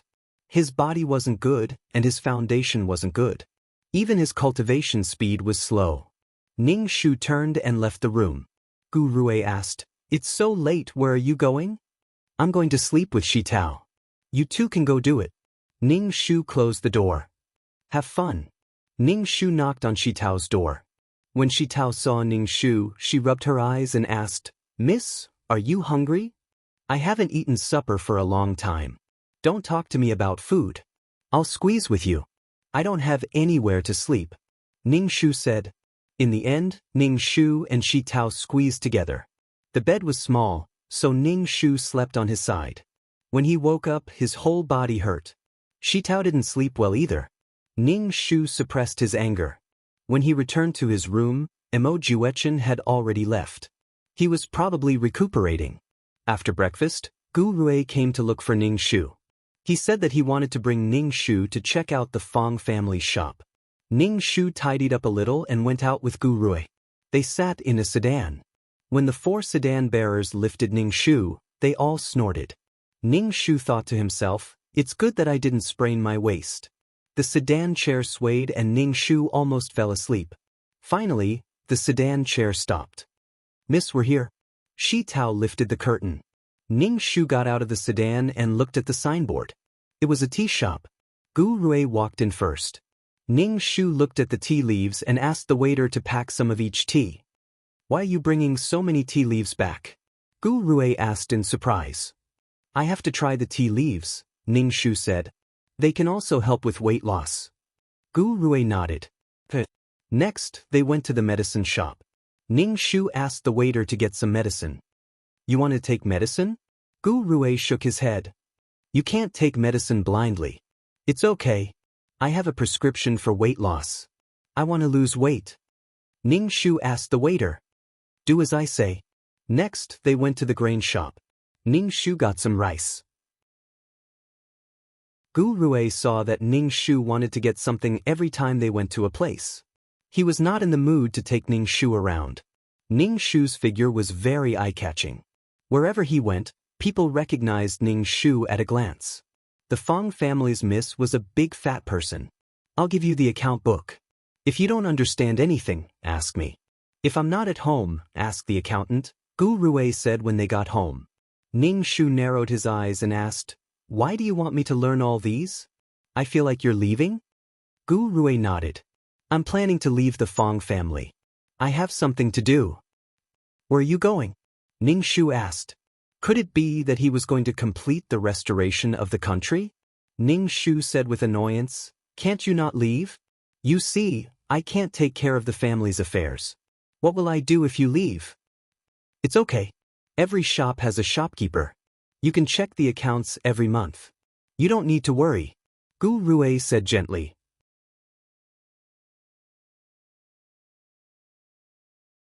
"Do you have to let me know what it is?" Ning Shu also wanted to know what it was. What was it that made Gu Rui and Mo Juechen so obsessed? "Stop acting dumb, fat chick. Do you believe that I won't let you live a life worse than death? Didn't you want to slim down? I promise I'll make you slim down." Mo Juechen looked at Ning Shu. "Fuck, I really don't know what it is." Ning Shu roared. "You really don't know?" Mo Juechen frowned and muttered to himself, "Where did that damned old man put it? What should I know?" Ning Shu rolled his eyes. "I don't know anything. You should ask Guru." "Oh, right, Gu Rui is leaving the Fong family. You can ask him if you have anything." "Gu Rui is leaving?" Mo Juechen raised his brows in surprise. He left like a gust of wind. Not long after, Mo Juechen returned like a gust of wind. He stared at Ning Shu and said, "Fat chick, how dare you trick me?" "What trick? Gu Rui won't leave?" Ning Shu stared at Mo Juechen's face. He really wanted to see what it would look like if he sprinkled some powder on it. Just thinking about it made him excited. "You'd better hand it over. I don't believe that your father didn't give it to you." Mo Juechen tilted his head and looked at Ning Shu. This action made Mo Juechen feel a little innocent. "Be good and hand it over." Ning Shu vomited blood. "What the hell was that thing?" "Fuck, you have to let me know what it is." Ning Shu flipped the table. Mo Juechen looked at the flipped table and glanced at Ning Shu. "Are you crazy? Your father really didn't give you anything? No, you really don't know what it is? I don't know, what use do you have? My father dotes on me. I don't have to worry about anything. You're in so much pain that you're an idiot. Emo Juechen, take this. Idiot. Ning Shu ran towards Emo Juechen. Emo Juechen nimbly dodged. Don't underestimate me. I'm an agile fatty. Ning Shu sprinkled a handful of powder on Emo Juechen's face. Then he covered his handkerchief and retreated. Emo Juechen hurriedly wiped the powder off his face. It disappeared like a gust of wind. Ning Shu laughed with his hands on his hips. He was feeling very good. I'll let you grow some beautiful pimples. During dinner, Ning Shu saw that Emo Juechen's jade-like skin was a little red. There were even some small pimples on some parts of his face. He was feeling good inside, but his expression did not change. Emo Juechen scratched his face from time to time. Ning Shu ate seriously. Pa! Emo Juechen suddenly stood up and slammed his hand on the table. Ning Shu was startled and choked. Cough, cough, cough. Ning Shu hammered his chest and swallowed the food in his throat with difficulty. What are you doing? Are you crazy? Ning Shu said unhappily. Emo Juechen pointed at his face. Stupid fatty, how dare you touch my face? Your face is yours. When did I touch your face? Ning Shu rolled his eyes and retorted. You poison my face. Emo Juechen gritted his teeth. He was so agitated that blood rushed to his head. Emo Juechen felt his face itch even more. Hand over the antidote. Emo Juechen's eyes were dangerous. Don't provoke me. Ning Shu hurriedly shook his head and said innocently, I didn't poison you. I was planning to make a facial cream. How could it be poisonous? Your skin must be too weak. Stupid fatty. Gu Rui's expression was very helpless. All right, I'll take your pulse later to see if you've been poisoned. Ning Shu looked at Gu Rui in surprise. You know medicine too? I know a little bit about it. Gu Rui said casually. Gu Rui was really multi-talented. He knew how to do business, medicine, and what else? Ning Shu felt that Gu Rui definitely knew how to be a ruler. It was impossible to learn so many things without a purpose. Chapter 1073. After dinner, Gu Rui took Emo Juechen's pulse. The two of them sat together, and it was pleasing to the eye. Ning Shu moved his chubby body over to break the painting. With Ning Shu in the same frame, the painting changed immediately. How is it? Can Emo Juechen's face be preserved? It would be a pity if he can't. Ning Shu shook his head regretfully as he asked Gu Rui. Gu Rui glanced at Ning Shu and retracted his hand. He'll be fine after taking some medicine. The powder you use to make the facial cream is poisonous. Ning Shu quickly shook his head. That's impossible. I have a prescription. Besides, sores are actually detoxifying. Shut up, fat girl. If you dare say another word, I'll make sure you die a horrible death. Emo Juechen looked at Ning Shu. Don't think that I don't dare to kill you. Let's see who kills who. Ning Shu pursed his lips and turned to leave. Lonix and wait. Gu Rui called out to Ning Shu. Ning Shu looked back and smiled, the fat on his face trembling. What's the matter? Nothing. Gu Rui waved his hand. It's cold. Cover yourself with a blanket when you sleep. Ning Shu nodded, the fat on his face moving like waves. You too. Cover yourself with a blanket. Ning Shu looked at Emo Juechen. I didn't expect it to be a poisonous mask. Thank you for testing the poison. Emo Juechen looked at Ning Shu with a dangerous gaze. Ning Shu skipped away. The flesh on her body was so pure that it started to jiggle unpretentiously. Emo Juechen rolled his eyes and said to Gu Rui, why don't you just ask the fat girl for the mask? Are you her godfather or her daughter? Can't you go overboard? Gu Rui said. Emo Juechen rolled his eyes. You don't seem like someone who would be so protective of women. Besides, a fat girl is neither fragrant nor jade. How long are you going to stay here? Emo Juechen scratched his face as he said, if I don't teach her a lesson, she won't know what's good for her. Don't tell me you're going to marry that girl? Emo Juechen raised his eyebrows as he looked at Gu Rui. Gu Rui said indifferently, You don't want your face anymore. It doesn't matter. There are plenty of godly doctors in the pugilistic world. Mo Juchen shrugged. Gu Rui stood up and left. Hey, give me the antidote first. Ning Shu returned to the room and said, Shi Tao, you should go and eat too. Then go and rest. Yes, Mississippi, call me if you need anything. Once Shi Tao left, Ning Shu began to concoct the poison. The poison he had used on Mo Juechen was just an appetizer. The next time that fellow provoked her again, he would let him experience the pain of being bitten by 10,000 insects. Ning Shu expressed his displeasure at being called fat girl all day long. Tomorrow she would call him ugly. Ning Shu put the successfully made medicinal powder into the bottle, put the cork in the bottle, and then put it in the pouch. There were already a few bottles in the pouch. Ning Shu rubbed his eyes. It was already late. Ning Shu lay on the table and kept thinking. What exactly did old Master Mo leave behind? Where would this item be placed? Ning Shu picked up the white candle on the table and placed it in the lantern. He carried the lantern out of the room and planned to take a look at the ancestral hall. He wanted to see if old Master Mo had placed the item there. The winter night was especially cold. The surroundings were pitch black and there was no one outside. The cold wind whistled, causing the lantern to sway. Ning Shu gathered his furry cloak and walked lightly towards the ancestral hall. With a creak, Ning Shu gently pushed open the door of the ancestral hall. The room was pitch black. He didn't know if it was because the ancestral tablets were placed in the room, but it felt very eerie. Ning Shu entered the room and closed the door. He took out a torch and lit the candle on the table. Ning Shu looked at the rows of tablets. There was one that was relatively new. It was old Master Mo's tablet. Ning Shu patted his chest, feeling a little sad. Putting down the lantern, Ning Shu bowed. Ancestor, please don't blame me. Please don't blame me. Ning Shu started to feel around the tablets. He moved each tablet once and touched the table to see if there were any traps.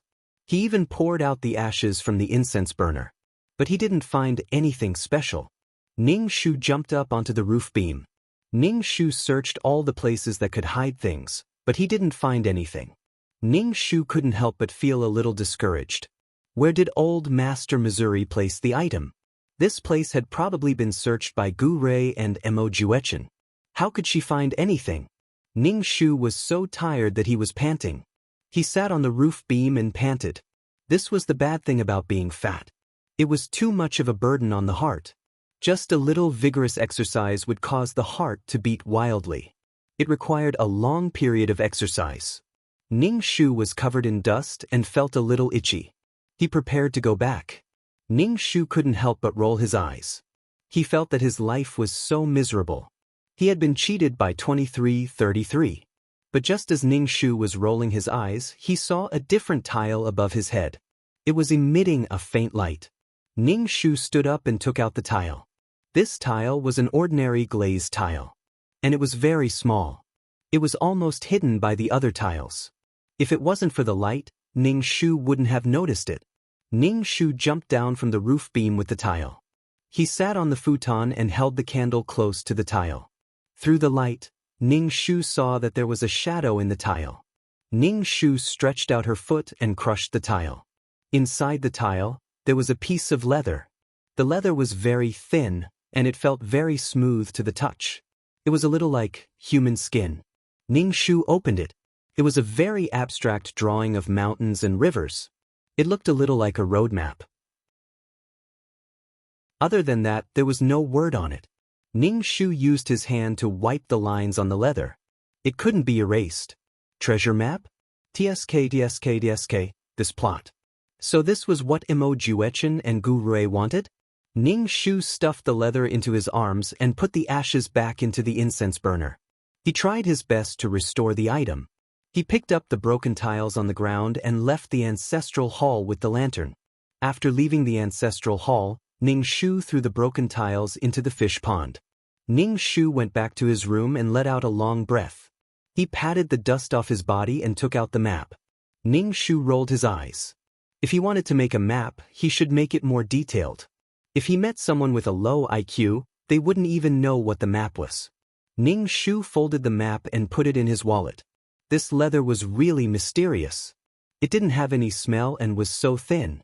It was as thin as a cicada's wing. When it was folded, it was still very thin. What kind of leather was this? Ning Shu moved his neck. His body was a little itchy. Ning Shu went to the kitchen to boil water for a bath. It wasn't normal to take a bath in the middle of the night. Ning Shu didn't want to arouse suspicion. He also made himself something to eat. After boiling a pot of water, Ning Shu took a bath and ate something. Then he sat cross-legged on his bed to cultivate. Ning Shu was sure that this was what Emo Juechen wanted.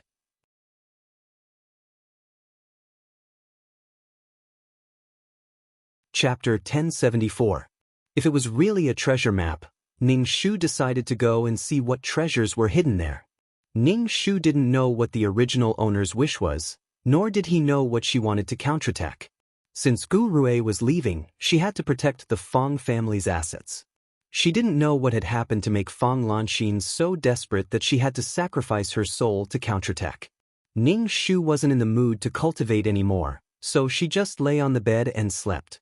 In the end, he slept all the way until dawn the next day. Ning Shu opened her eyes and saw Shi Tao tidying her clothes. "Miss, you're awake." Ning Shu made a sound of acknowledgement. She stretched and felt refreshed. She felt like the dust had settled. She didn't know what it was before, but now that she found it, she felt at ease. She didn't feel like she was hanging in the air anymore. "Miss, where are the clothes you wore yesterday?" Shi Tao was looking for Ning Shu's clothes in the wardrobe. Ning Shu reached out and touched the pouch under her pillow. "In the basin. I didn't sleep well last night, so I took a bath." Ning Shu said. Shi Tao quickly said, "Miss, why didn't you call me when you wanted to take a bath? It's so cold you need a charcoal basin. Otherwise, you'll catch a cold." "I just took a bath. It's fine," Ning Shu said casually. Shi Tao helped Ning Shu put on her clothes, and Ning Shu hung the pouch at her waist. Shi Tao looked at the pouch. "Miss, change the pouch. It doesn't match the color of the clothes." "Okay, I'll take it," Ning Shu said. Shi Tao didn't say anything and just combed Ning Shu's hair. "Keep it simple. I'll go outside later," Ning Shu said. After familiarizing herself with the place, Ning Shu walked around the courtyard. However, Ning Shu found Emo Juechen, who was standing on top of a roof and acting cool. Ning Shu found his aloof demeanor rather amusing. What a coquettish man. Ning Shu touched the pouch at her waist, guarding against Emo Juechen. Ning Shu kept thinking, isn't it cold standing on the roof? Just looking at Emo Juechen's clothes fluttering in the wind made Ning Shu feel very cold. As if sensing Ning Shu's gaze, Emo Juechen turned to look at Ning Shu. Ning Shu burst into laughter when he saw Emo Juechen's face. Emo Juechen's face was red, and even a little swollen. Coupled with his white clothes, it was simply too hilarious. Emo Juechen looked at Ning Shu calmly. Ning Shu flew over and attacked Ning Shu with a fierce move. Ning Shu had long wanted to test his skills. He clenched his fists and charged towards Emo Juechen. Emo Juechen's eyes flashed with disdain when he saw that Ning Shu wanted to fight him head-on. Ning Shu met Emo Juechen's attack with a fierce gust of wind. The two of them exchanged punches and kicks. Although Ning Shu was fat, he was much more agile now. Emo Juechen couldn't do anything to Ning Shu because of his weight. The veins on Emo Juechen's forehead throbbed. He sat down and took a deep breath. "Where were we?" Ning Shu put down the stone table and said, 300 years ago. Yes, 300 years ago, Jia country relied on a group of humanoid monsters who didn't know pain, fatigue and couldn't be killed to conquer this country. Jia country. Gu Rui was the prince of Jia country. However, Jia country was gone now. "What are those things that don't know pain and fatigue?" Ning Shu asked. "They were a bit like zombies." "Damn fatty, will you die if you don't interrupt me? I already said that they're monsters." Emo Juechen said in a low voice. Ning Shu let out a long breath. He felt that Emo Juechen was a chunibyu. "I want to be the villain. I want to kill people. I can't stand those sanctimonious people." "Continue," Ning Shu said. "After Jia country was established, these monsters disappeared. Even the imperial tutor who controlled them disappeared. Even when Jia country's royal family was forced to abdicate, the imperial tutor didn't appear. I have a question.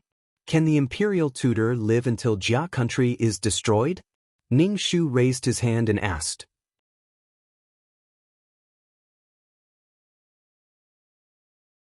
Chapter 1075. It had been more than 300 years since the founding of the Jia kingdom. It would be a miracle if the imperial tutor appeared when the Jia kingdom was destroyed. Can you not interrupt me when I'm talking? What I mean is that those monsters did not appear when the Jia kingdom's royal family was attacked, Emojuechen said coldly. If those monsters were here, the Jia kingdom would not have been destroyed. Ning Shu nodded. Continue. There are rumors that the imperial tutor is dead. Those monsters are guarding his grave, but no one knows where the grave is. It is said that there are treasures in the grave that can rival an entire country. There are also secret martial arts manuals that can make one the best in the world. Emojuechen looked at Ning Shu. Gu Rui's target is those monsters, and your target is the secret martial arts manuals? Ning Shu thought about what had happened and understood what was going on. Gu Rui's target is those monsters. Of course, there are treasures that can rival an entire country. If you want to revive the country, you can't do it without money. Emojuechen scratched his face. Ning Shu stretched out his hand. Give me the antidote. Ning Shu shook his head. I really don't have the antidote. Ning Shu stood up, took 2 steps back, and ran away. As he ran, he shouted, Ugly, ugly people are always causing trouble. Damn fatty, I'm going to kill you. I'm going to chop you into pieces. Ning Shu slowly returned to his room. He touched the pouch. If he guessed correctly, this should be the map of the imperial tutor's grave. So he was going to dig up someone's grave. Ning Shu felt that those monsters that did not know pain were like zombies. Miss, it's time for breakfast. Hurry and eat. Ning Shu walked into the room. Shi Tao had already prepared breakfast. Ning Shu nodded and sat down to eat. Miss, you've been wearing this pouch for a few days. Take it off and let me wash it for you, Ning Shu said. Ning Shu waved his hand. No need. But miss, it's a little dirty. Shi Tao looked at the pouch on Ning Shu's waist. I'll give you the pouch later. Ning Shu waved his hand. Shi Tao was a little unhappy. Miss, what's wrong with you recently? You don't eat much and you run around every day. Your body won't be able to take it. It's okay, I know what I'm doing. Ning Shu smiled and pinched his face. Do you feel that I've lost a lot of weight recently? Shi Tao shook her head expressionlessly. I don't think so. Miss, you're still the same. Recently, your face has lost its oily luster, and your complexion has turned ugly. Miss, you can't torture yourself like this. Ning Shu was speechless. Glossy? Forget it, go to your work. Ning Shu waved his hand helplessly. Ning Shu looked at the bronze mirror and massaged his body. Although he didn't lose weight, Ning Shu felt much better. His head wasn't groggy, and he had never felt so refreshed before. It was fine as long as she was comfortable. Whether she could slim down or not was another matter. Well, it was easy for fat people to meet true love. If someone liked you when you were fat, what else could it be but true love? However, he might be lonely for life. He really wanted to use a knife to cut off his skin. Ning Shu took out the things in the pouch and changed it to a new one. Ning Shu looked at the map that was as thin as a cicada's wing. This map was so simple that Ning Shu was really confused. How could he know where he was from such a simple map? If he couldn't find the place, would he destroy the map? However, if the map was destroyed, would Gu Rui and Emojuechen let her off? By then, Emojuechen would really squeeze all the fat out of her.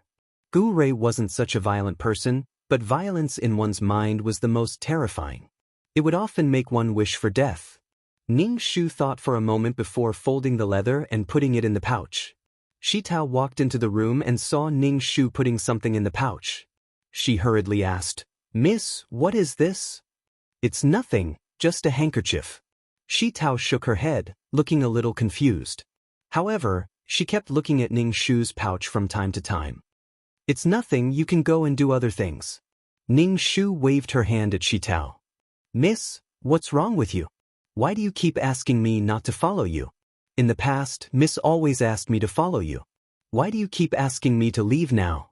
I feel like Miss doesn't need me anymore. Ning Shu smiled and said, I'm planning to go back to sleep. I won't be able to sleep if you stay by my side while I sleep. All right. Shi Tao nodded. Miss, I already said that you shouldn't work too hard. It's very tiring. Ning Shu nodded and fell onto the bed. Shi Tao went out and closed the door. Ning Shu immediately sat up and began to cultivate with her legs crossed. As she cultivated, Ning Shu felt a gaze on her. She opened her eyes and saw Emo Juechen leaning against the window, staring at her. Ning Shu was speechless. Fuck, is this bitch trying to sneak up on me? Ning Shu immediately jumped up and went into a defensive position. In the end, she hit the top of the bed. Ning Shu grimaced in pain. Then, the bed collapsed with a thud. Ning Shu was speechless. Emo Juechen sneered and jumped into the room through the window. He shook his head and looked at Ning Shu. Stupid fatty. Ning Shu crawled up from the collapsed bed. Can I beat you to death? Emo Juechen raised his fist and threatened Ning Shu. Ning Shu patted the dust off his body. Why are you looking for me? Emo Juechen coughed. Ning Shu reached out his hand. Ning Shu's eyes darted around and he shook Missouri Juechen's hand. Hello, hello. Emo Juechen rolled his eyes and shook off Ning Shu's hand. He wiped his hand on his body and sniffed it. Stinks. Ning Shu, fuck off. What's the matter? If you're here to mock me, then get lost. Ning Shu patted the dust off his body. Emo Juechen waved the dust off his body. Hand over the thing your father gave you. You better hurry. Emo Juechen stretched out his hands. His hands were slender, white, and as smooth as jade. Who knew how much blood these hands were stained with? I don't know what it is. How can I give it to you? Ning Shu was confused. Didn't I tell you that I'm going to find the map of the state tutor's tomb? Emo Juechen said. If your father gave it to you, I advise you to hand it over quickly.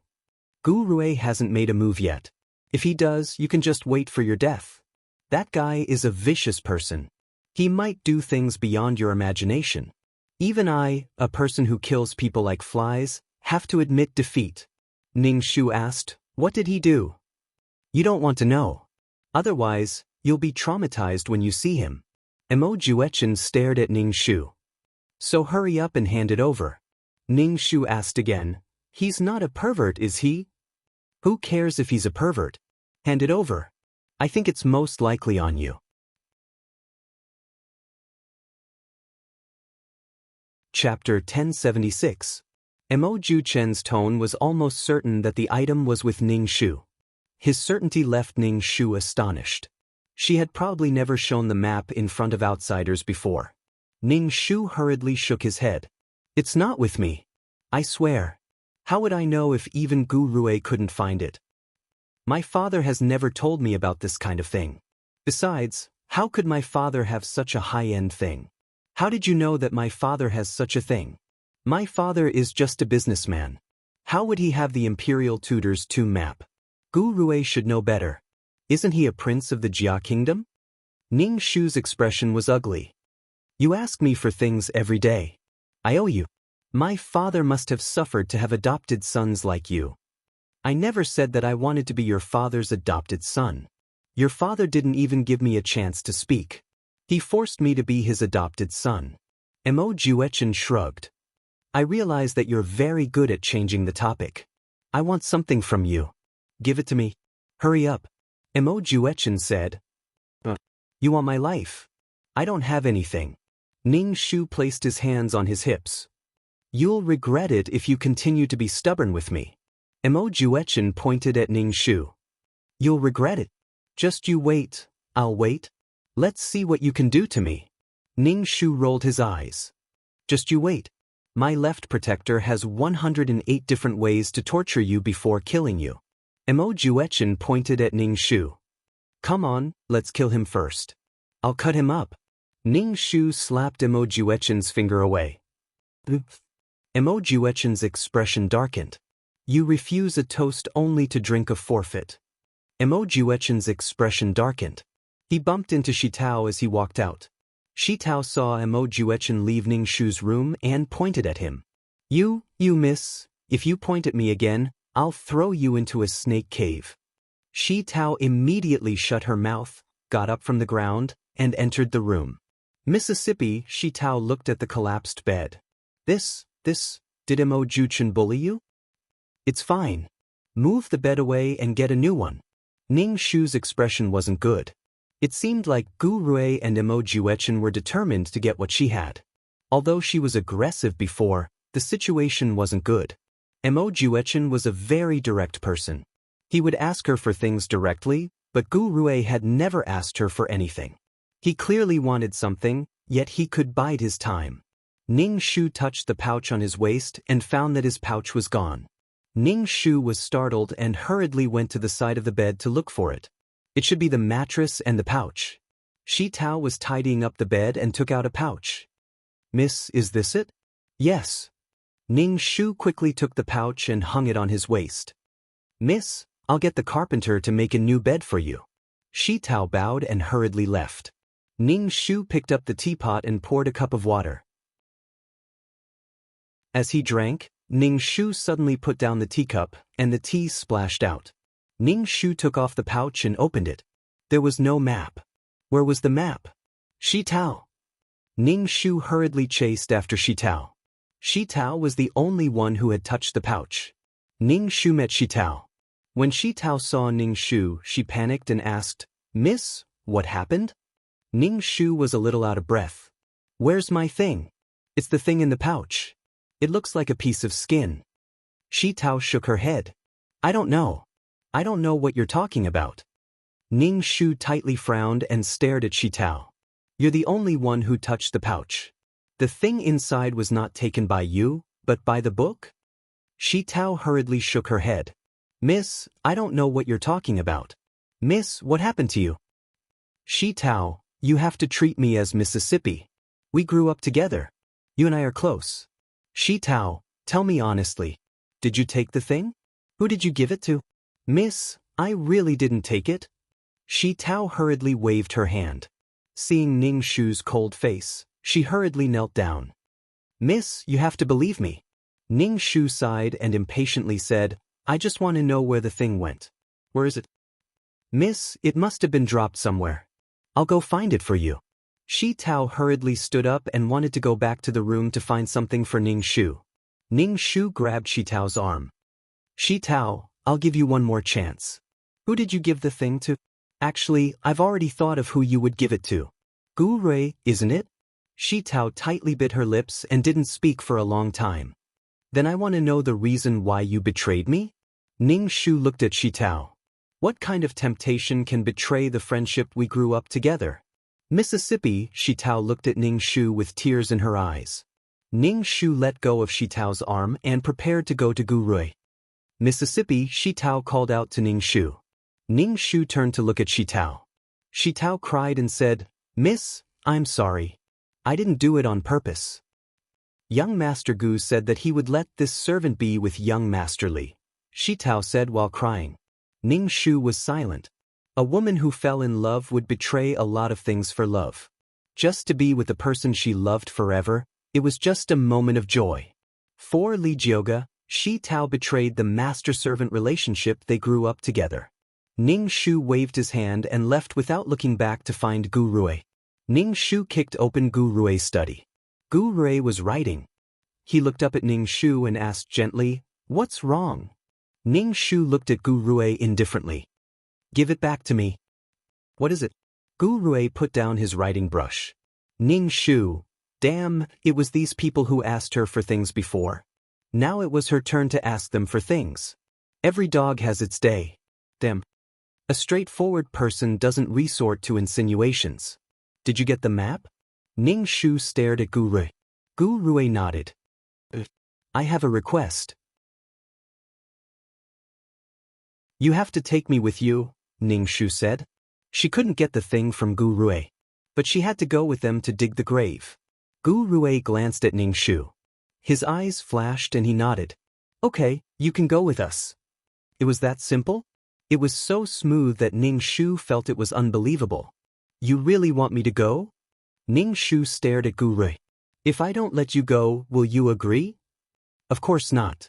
In order to prevent you from making trouble, I agree to let you go. Ning Shu moved his neck. He felt that this conversation was really boring. It was said that people wouldn't cherish things that were too easy to get. Things that were too smooth always felt like there was a trap. Chapter 1077. Ning Shu thought that she would have to spend a lot of effort to persuade him, but Gu Rui agreed to let her go with him. This made Ning Shu rush over excitedly. She immediately lost her momentum and punched a cotton ball. Just as Emo Juechen had said, he was unpredictable. When he wrote, he was like a famous scholar from the Wei and Jin dynasties. Ning Shu was wary of Gu Rui. He had such a deep hatred, but he didn't seem to have any hatred at all. Instead, he looked so calm. He was probably a pervert in his heart. What's wrong? You don't want to go again? Gu Rui glanced at Ning Shu. Ning Shu smiled. Of course, I'm going. You have to think carefully. That place is very dangerous. So, you know where that place is? I know a little. After all, I used to be the prince of Jia country, Gu Rui said calmly. Ning Shu looked at Gu Rui. So, you plan to revive the country. If I can, then I'll do it. If not, then I'll let nature take its course. Gu Rui picked up the brush and dipped it in ink. Then he started writing. You're so calm. You really don't care. If you don't care, you'll make use of Shi Tao's humble feelings. If you use a woman's love to achieve your goal, you won't be as calm as you appear. He pretended to be a celestial being who rode the wind and returned. Okay, you have the final say. Don't run away when the time comes. Ning Shu stood up and stared at Gu Rui.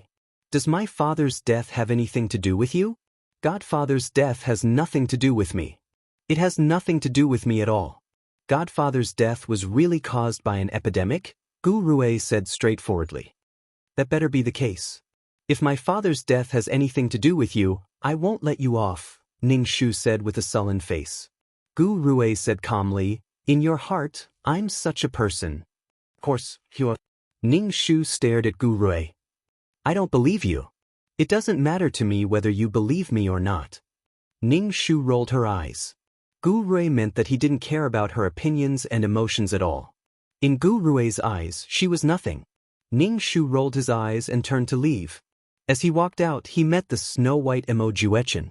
Ning Shu pushed Emo Juechen away. Emo Juechen was stunned as he was pushed back by Ning Shu. Damn fatty, I'm going to chop off your dirty hands. Ugly, come and chop it. Ning Shu shook his hand. When Ning Shu turned around, his expression turned cold. Ning Shu returned to her room. Shi Tao was preparing lunch. When she saw Ning Shu, she lowered her head and greeted her warily. Mississippi, Ning Shu nodded and sat down. Mississippi, Shi Tao's voice sounded very uncomfortable. Ning Shu looked at Shi Tao. Shi Tao, if you really like Li Jioga, I can send you to his place. Miss, I've never thought of betraying you, Shi Tao said as she wiped her tears. Ning Shu drank a mouthful of soup. Didn't you listen to Gu Rui and keep an eye on me and give the things to him? Miss, I've never thought of hurting you. All right, you can leave now. I'm going to eat. Ning Shu waved her hand. Miss, all right, Shi Tao. Before you do anything, you have to think carefully. Do you really think that Gu Rui can let you be with Li Jioga? Li Jioga will return to Rong country sooner or later. The gap between the two of you will only get bigger, Ning Shu said calmly. I know. As long as there's a glimmer of hope, I'm willing to try, Shi Tao said with tears streaming down her face. Ning Shu let out a long breath. This was how women were. When they fell in love, they lost their rationality. You can leave now. Ning Shu waved her hand. Shi Tao bowed, turned, and left. Ning Shu was eating when Emo Juechen, dressed in white, floated in front of Ning Shu like a gust of wind. Stupid pig, I asked you if you wanted the things, but you gave them to Gu Rui, Emo Juechen said to Ning Shu. Ning Shu was already in a bad mood. When he saw Mojave's bag, he became even more annoyed. What right did he have to question her? The Fong family didn't owe these two bastards anything. Why were they being so aggressive? Mo Juechen, don't think that I'm afraid of you. I can give my things to whoever I want. What are you talking about? Ning Shu said sternly.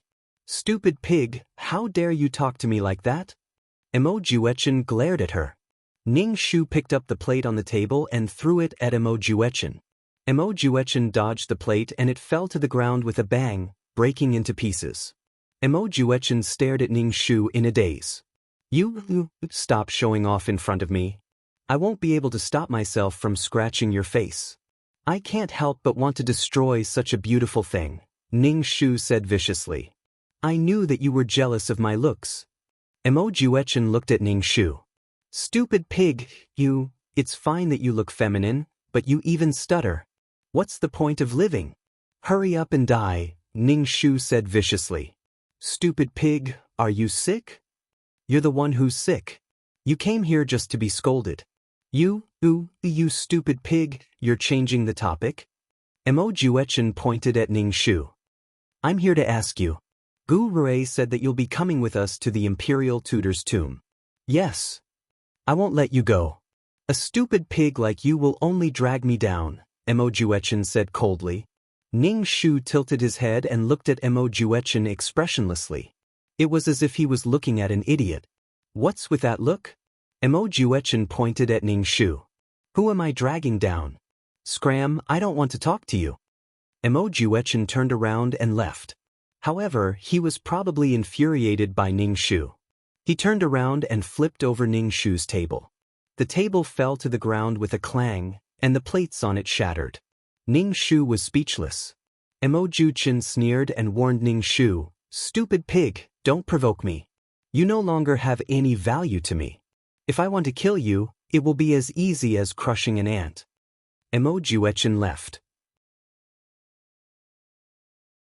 Mo Juechen, I'll let you know my power sooner or later, Ning Shu said coldly. When it was time for dinner, Ning Shu ran to Mo Juechen's room. Mo Juechen was just finishing his meal. Scram, stupid pig, I can't eat when I see you. Mo Juechen looked as if he was about to vomit when he saw Ning Shu. Ning Shu smiled and said, I'm eating. Ning Shu walked to the table. It's very sumptuous. Scram. I'll scram immediately. Ning Shu flipped the table and threw it at Mo Juechen. Then he immediately scrammed. Although Mo Juechen dodged quickly, he was still splashed with oil. He looked very pitiful. Stupid pig, I'm going to chop you into pieces. Ning Shu ignored him. Damn it, I'm already so pitiful, but these people still want to trample on me. Chapter 1078. Ning Shu wasn't happy that Mo Juechen was covered in oil. She had already done this to Mo Juechen, but Mo Juechen still didn't kill her. Mo Juechen was the kind of person who did as he pleased. He was someone who could kill with a single look. What he wanted was to follow his heart. She had no value now, but Mo Juechen didn't kill her even though she provoked him. This wasn't his style. Could it be that Mo Juechen didn't kill her because of the old master? The next day, Gu Rui informed Ning Shu that they had to prepare to leave for the Imperial Tutor's tomb in 3 days. They were going with the company to transport the herbs. Gu Rui asked Ning Shu to prepare because they had a long journey ahead of them. Ning Shu asked Gu Rui, where exactly is this place? Gu Rui must have found out the secret of the map, but the map was just a simple line drawing. We can only take one step at a time, Gu Rui said gently. Ning Shu didn't believe Gu Rui. They didn't even know the place and were going to leave without any preparations? Gu Rui just didn't want to tell him. Ning Shu didn't ask anymore and said, I understand. Gu Rui glanced at Ning Shu.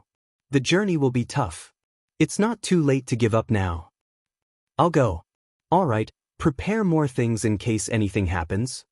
Gu Rui stood up and walked out of Ning Shu's room.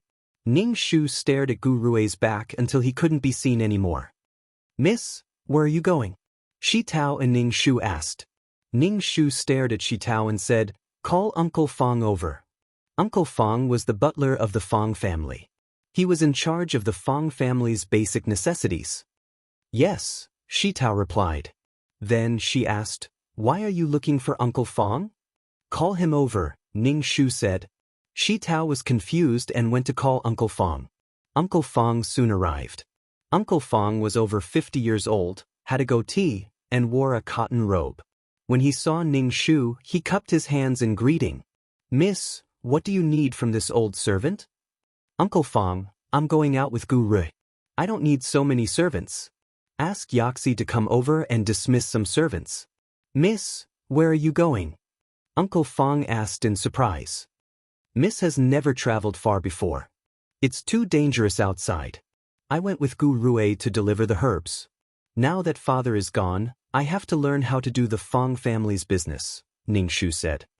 Young Miss has grown up. This old servant will do it now. Young Miss, bring 2 more guards with you when you go out. Uncle Fong cupped his hands and was about to leave when Ning Shu stopped him.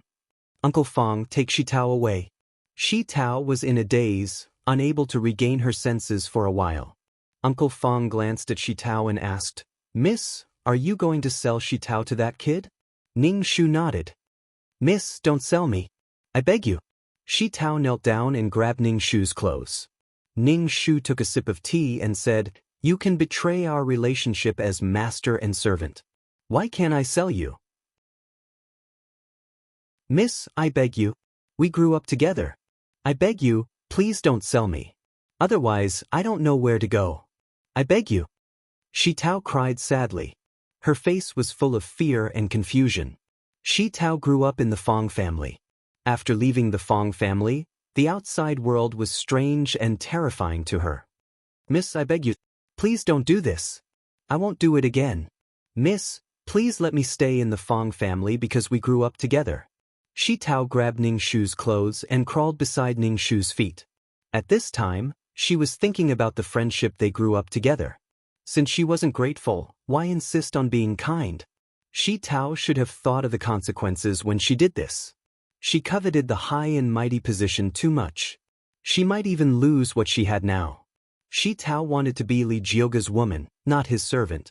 Gu Rui just released an illusory bait and Shi Tao took the bait. Uncle Fong, take her away. Ning Shu waved his hand. Shi Tao saw that Ning Shu's expression was cold and unwavering. She was terrified and choked with sobs. Miss, where can I go after leaving the Fong family? Ye Zi will choose a good master for you. Ning Shu said indifferently. Shi Tao got up and rushed out of the room. She ran to Gu Rui's study in the front yard and begged him. Through the door, Shi Tao's voice was hoarse from crying. Gu Rui went to Ning Shu and asked him to leave Shi Tao here and deal with her when he returned. Ning Shu didn't agree. In the end, Shi Tao was taken away by Ye Zi. A delicate beauty like Shi Tao couldn't be compared to the Fong family no matter where she went. Shi Tao was treated well in the Fong family. If Ye Zi was more evil, he might even sell Shi Tao to brothels. The Fong family also dismissed some servants. After all, after this incident, Gu Rui and Mo Juechen might not return to the Fong family. They couldn't support so many people. Ning Shu took out medicine from the cupboard and started to prepare the poison. Since they were going to the cemetery, there would be no mechanism tunnel. Ning Shu also prepared some medicine for injuries. There were also monsters. Ning Shu didn't know if those monsters were zombies. He guessed that there were many ghosts and monsters in the cemetery. He even went out to buy cinnabar yellow paper and prepared to draw some talismans to bring with him. Ning Shu activated the qi in his body, held the cinnabar pen and started to draw talismans. There was no more spiritual energy in his body. Ning Shu sat cross-legged on the bed to cultivate. When he was done, he continued to draw talismans. After drawing talismans for 2 days, Ning Shu felt unusually tired. However, he spent a lot of time drawing talismans. Medicine, poison, talismans. Yes, he still needed a suitable weapon. Large weapons wouldn't be useful in the cemetery. Ning Shu went to a weapon store and bought a dagger.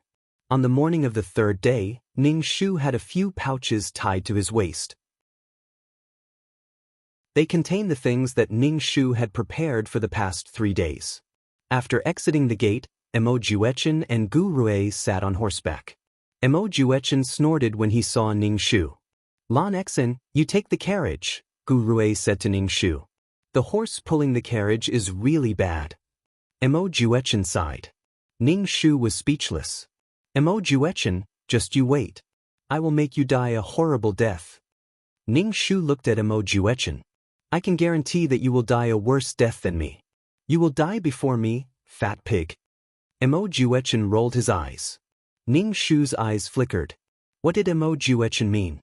Mo Juechen, don't make a fuss. Otherwise, you can wait obediently in the Fong family, Gu Rui said calmly. Mo Juechen looked indifferent, but he didn't say anything else. Ning Shu got on the carriage and lifted the curtain to look at Mo Juechen and Gu Rui. Let's go, Gu Rui shouted. A few flatbed carts filled with herbs walked in front. The team slowly left the city. Ning Shu touched his chest. His heart was beating very fast. He was very anxious. It seemed that this mission was really dangerous. Ning Shu was so uneasy that he couldn't cultivate properly.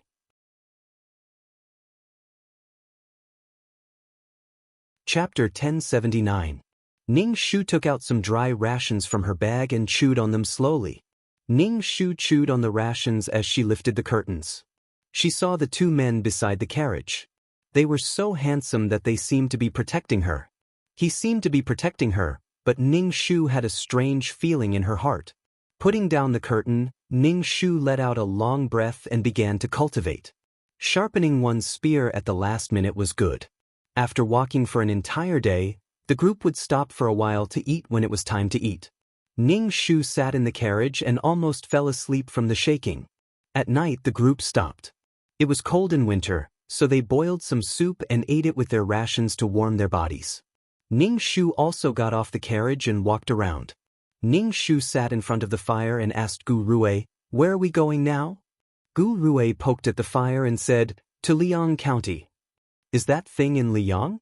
"No." Gu Rui shook his head. "Then are we going to pass through Liang County?" Ning Shu asked again. Gu Rui poked at the fire and looked up at Ning Shu. "You don't have to worry about these things." Ning Shu was silent. Then what was the purpose of asking her to come along? Ning Shu didn't say anything and returned to the carriage to cultivate. No matter what happened, he had to be strong enough to protect himself. The next day, the group set off again. The journey was boring. Besides cultivating, Ning Shu couldn't find anything else to do to pass the time. Occasionally, he would get off the carriage to relieve himself. The rest of the time, Ning Shu didn't get off the carriage and couldn't be bothered to talk to Gu Rui and Mo Juechen. Mo Juechen had a foul mouth, while Gu Rui was tight-lipped. He wouldn't answer any of their questions. Chatting with the two of them was just asking for trouble. The journey was safe and sound, but they met with trouble from time to time. For example, there were more than 10 people standing opposite them who wanted to rob them. Traveling in ancient times was a dangerous and time-consuming thing. These robbers arrogantly asked Gu Rui to give them 500 taels of silver. 500 taels of silver was not a small amount. When they saw the carts of goods being pushed one after another, they were certain that they were merchants, so they demanded an exorbitant price. Mo Juechen blew on his fingernails, his expression indifferent. Gu Rui's immortal appearance was indifferent. He had the appearance of an immortal as he gently said, "Kill them all." As soon as Gu Rui's voice fell, the person pushing the cart immediately pulled out a knife from under the cart and chopped the bandits to death like chopping melons. Ning Shu's pupils shrank. These people's martial arts were not weak and their attacks were aimed at the vital points. Obviously, they were trained people. Even if they were absolute death warriors, they were also trained people. There was blood all over the ground. These people dragged the corpses away and dealt with them. Not long after, these people returned as if nothing had happened and continued to push the carts away. Ning Shu glanced at Gu Rui. Gu Rui glanced at Ning Shu and met Ning Shu's eyes. Ning Shu saw the deep indifference in his eyes. Gu Rui immediately looked away and said, "Let's go." Killing people was like killing chickens, indifferent as if it was not a big deal. Ning Shu did not sympathize with these bandits. If they were unarmed today, it was likely that their corpses would be buried in the wilderness. The group continued to move forward. Ning Shu was so bored in the sedan that he was about to go moldy. Gu Rui specially chose a remote place to go. It had been almost 10 days since they had set off, but Ning Shu had not stayed in an inn or slept on a bed. Ning Shu did not care about these, but his heart was not up or down. He did not know where to go. That was the most worrying thing. Gu Rui was really, ever since he found out that these servants were martial artists, Ning Shu became even more vigilant. It was very inconvenient for a woman like her to be in this group. Moreover, she tended to be a burden. Why did Gu Rui want to bring her along? Although she had not known Gu Rui for long, she knew that Gu Rui was a scheming person. There must be some use for him to bring him along. Ning Shu could not think of any use for her.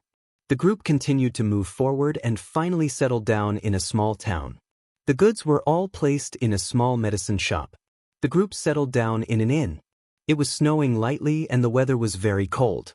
Ning Shu had qi in his dantian, and he was wearing many clothes. Even so, he felt a bone-piercing cold. Ning Shu sat on a stool and held a teacup with both hands. He asked Gu Rui, "Have we arrived at our destination?" "We have," Gu Rui said. Ning Shu was very curious about how Gu Rui had figured out the map. "It's nearby," Ning Shu asked. Gu Rui nodded. "We're finally here.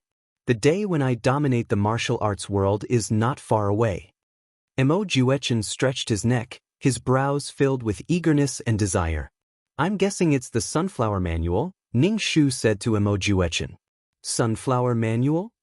If you want to learn this martial art, you must first castrate yourself." "Fat pig, I don't want to talk to you." Mo Juechen looked away. "We're still waiting for one more person," Gu Rui said as he sipped his tea. "Gu Rui, are you sure this person isn't here to snatch the manual from me?" Mo Juechen stared at Gu Rui. "What you desire is not worth mentioning in the eyes of others." Mo Juechen's face darkened. "That's because you don't know how powerful I am and how determined I am to pursue power. People like you are a scourge," Gu Rui said lightly. "I'm only a single person. Someone like you is even worse than me when it comes to harming others." Mo Juechen retorted. Ning Shu rolled his eyes. Neither of them were good people. As they were speaking, a Taoist priest walked in with a tattered cloth sail. The words "Iron Mouth Resolute" were written on it. This Taoist priest walked straight towards Ning Shu and the rest. "Young Master Gu, this humble Taoist greets you." The Taoist priest waved his horsetail whisk towards Gu Rui. Gu Rui stood up. "Taoist Cheng, long time no see." Gu Rui introduced the Taoist priest. "This is Taoist Qing Mingzi." "Why are you looking for a Taoist priest?" Mo Juechen sized Qing Mingzi up before looking away. Ning Shu was also observing Qing Mingzi. He felt a similar aura. He had sensed this aura from Old Man Tao before. This old man's purpose was probably to find the tomb. "This time, Taoist Qing Mingzi will be in charge of leading us to the tomb," Gu Rui said. Indeed, Taoists could not only exorcise ghosts, but also detect feng shui. "I hope it's useful. Don't be a burden to the team when the time comes," Mo Juechen said arrogantly. Qing Mingzi stroked his beard. "Young master, you don't have to worry about this humble Taoist. This humble Taoist also has a word of advice for you. Your glabella is dark.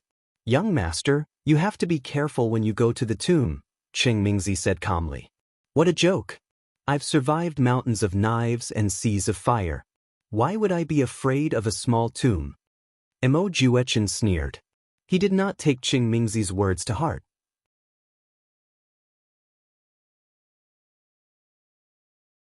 Chapter 1080. Mo Juechen had absolute confidence in his own abilities. He didn't think that he would die in the tomb. Instead, he looked down on Qing Mingzi. Qing Mingzi didn't care about Mo Juechen's attitude. He stroked his beard and said calmly, "It's because you've killed so many people. Your goal is to go to places with dense yin energy. You're most likely to get into trouble." Mo Juechen drank his tea. He didn't think much of it. He felt that this old Taoist was a fraud. Mo Juechen looked at him mockingly. "Even ghosts are afraid of my evil aura. But if there's really something evil in the tomb, you're the most likely to get into trouble. If I've killed more people than Gu Rui, then people like Gu Rui should be the first to die. Young Master Gu is protected by the dragon qi." Ning Shu narrowed his eyes and stared at Gu Rui. Could Gu Rui really succeed in reviving his country? If she had known, she would have learned the Taoist Qi divination skill. She had learned how to draw talismans from Old Man Tao. This Qi divination skill could see a person's luck. People who possessed this kind of Qi were either rich or respectable people. She had been in too much of a hurry to learn anything. Cheng Mingzi looked at Ning Shu and sized up Ning Shu. She was a little confused and even counted with her fingers. Taoist, is there a problem? Gu Rui asked. I'm afraid it won't be smooth this time. Young Master Gu, you have to be prepared. Cheng Mingzi frowned and said to Gu Rui. Thank you, Taoist Cheng. Rest today. We'll start looking for the tomb tomorrow. Ning Shu also returned to his room. The next day, before the sun rose, Ning Shu was woken up. Ning Shu hung his pouch on his body and checked if he had left anything behind before opening the door. Gu Rui was standing at the door. We're leaving now. Ning Shu followed Gu Rui out of the inn. There was already a group of people waiting outside. These people were the ones who had been pushing the goods. They were skilled in martial arts and would be a force to be reckoned with. You're fat and lazy. You're always waiting for you. Mo Juechen said disdainfully. Ning Shu couldn't be bothered with him. It was a waste of energy. The group of people left the small town and headed for the mountain top. There was a lot of miasma in the forest, especially in this continuous mountain range. Cheng Mingzi, who was walking at the front, held a compass in her hand and led the group through many twists and turns. Ning Shu walked at the back of the group with a branch in his hand. While plucking the yellow grass, he observed the situation around him. Fortunately, although Ning Shu was fat, he could keep up with the team's progress. Gu Rui, who was walking in front, turned around. Ning Shu said, "Come to the front." The people walking in front of Ning Shu stepped aside to let Ning Shu pass. Ning Shu walked over to Gu Rui and Mo Juechen. Follow me. There are many snakes, insects, and poisonous ants in the forest. Gu Rui said. Ning Shu was speechless. On such a cold day, all the snakes were hibernating. What kind of snakes, insects, and poisonous ants would be there? Ning Shu didn't feel that Gu Rui was concerned about him. There was a faint sense of coercion. Cheng Mingzi, who was walking in front, was holding the compass in her hand. After walking for some time, Ning Shu felt that his feet were hurting. He didn't know how long they had been walking in this continuous forest. Taoist priest, how is it? Gu Rui asked Cheng Mingzi. Cheng Mingzi shook her head. The guidance is very weak. We still don't know where it is. Gu Rui didn't look arrogant or impatient. He didn't seem to be anxious at all. He was calm and composed. Ning Shu couldn't help but admire him. Let's rest for a while and eat something. Gu Rui said. Everyone immediately took out their own dry rations and started eating. Ning Shu also took out his dry rations and chewed slowly. He touched the pouch at his waist and felt more at ease. When the time came, she would have the ability to protect herself in the tomb. Taoist priest Cheng, eat something. Gu Rui handed Cheng Mingzi a set of dry rations. Thank you, young master. Taoist priest Cheng placed the compass in the pouch and ate the dry rations. His eyes kept glancing at Ning Shu. Ning Shu naturally sensed Cheng Mingzi's gaze. He looked at Cheng Mingzi and asked, Taoist priest, why are you staring at me like that? Do I look like the Empress Phoenix? Gu Rui. Cheng Mingzi stroked his beard. Mrs. Fate is a little special.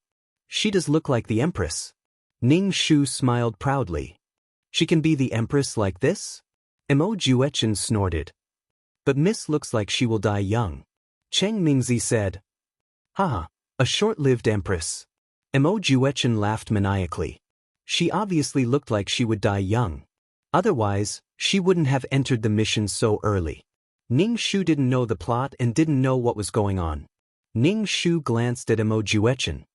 Why are you laughing? Your glabella is turning black. You might not be able to come back alive. Let's see who dies first. In any case, you'll definitely die before me. Mo Juechen rolled his eyes. Ning Shu narrowed his eyes. Mo Juechen had already said this a few times. It seemed like he was certain that he would die. Why was Mo Juechen so certain that he would die? Could it be that she really couldn't return? Ning Shu's eyelids twitched. He lowered his head and ate his rations. The group rested for a while before continuing their search for the Imperial Tutor's tomb. They didn't find it even when the sky turned dark. They could only set up camp in the forest.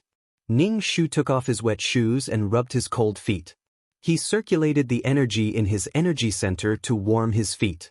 Ning Shu took the shoes and warmed them over the fire. "Stupid pig, your shoes stink. Not as stinky as your mouth."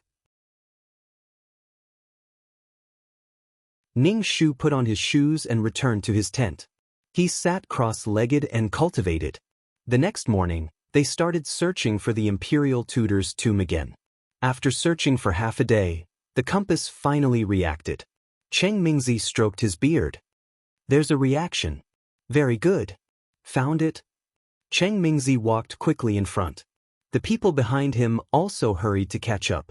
Finally, Cheng Mingzi stopped in front of a swamp. Gu Rui looked at the swamp. It wasn't big, but he didn't know how deep it was. In the absence of modern water pumps and excavators, it was a troublesome matter to completely rely on manual labor. "Daoist Cheng, is it down there?" Gu asked. Cheng Mingzi stroked his beard and looked around. Ning Shu looked around as well. This was the dead cow's stomach. It was a typical corpse nurturing ground. A corpse nurturing ground was the most terrifying, dangerous, and taboo burial ground in funerary feng shui.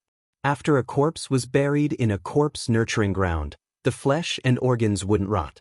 Instead, the hair, teeth, and nails would continue to grow. Corpses would absorb the essence of the mountains and rivers. Some of their bodily functions would recover. It was like a dead soul coming back to life. They would become zombies and wander around, sucking the blood of others to survive.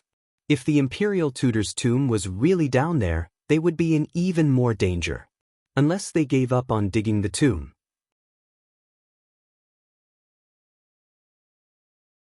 Chapter 1081. Ning Shu looked at Gu Rui. Gu Rui's expression was calm as he ordered his men, "Dig a canal and divert the water away." The men took their tools and found the lowest place to dig a ditch to divert the water away. After diverting the water away, they still had to clear the mud. They didn't know when it would be done. Ning Shu watched from the side. He looked at the situation around him and touched the pouch with talismans at his waist. Dead Cowbelly Cave was a type of corpse nurturing ground that produced purple-haired zombies. Did the state preceptor purposely bury himself here? How could the state preceptor, who could control zombies, not recognize a corpse nurturing ground? Did he want to become a zombie and live forever? More than 300 years had passed. If the state preceptor was really buried like this, who knew what kind of monster he would grow into? Ning Shu swallowed a mouthful of saliva and silently calculated his own fighting strength. Not only did he have to face the unknown things in the tomb, but he also had to be wary of the scheming guru. His heart was tired. Ning Shu felt that he had walked into Gu Rui's trap. The swamp bubbled. It was the gas produced by leaves, insects, and animal corpses that fell into the swamp and rotted.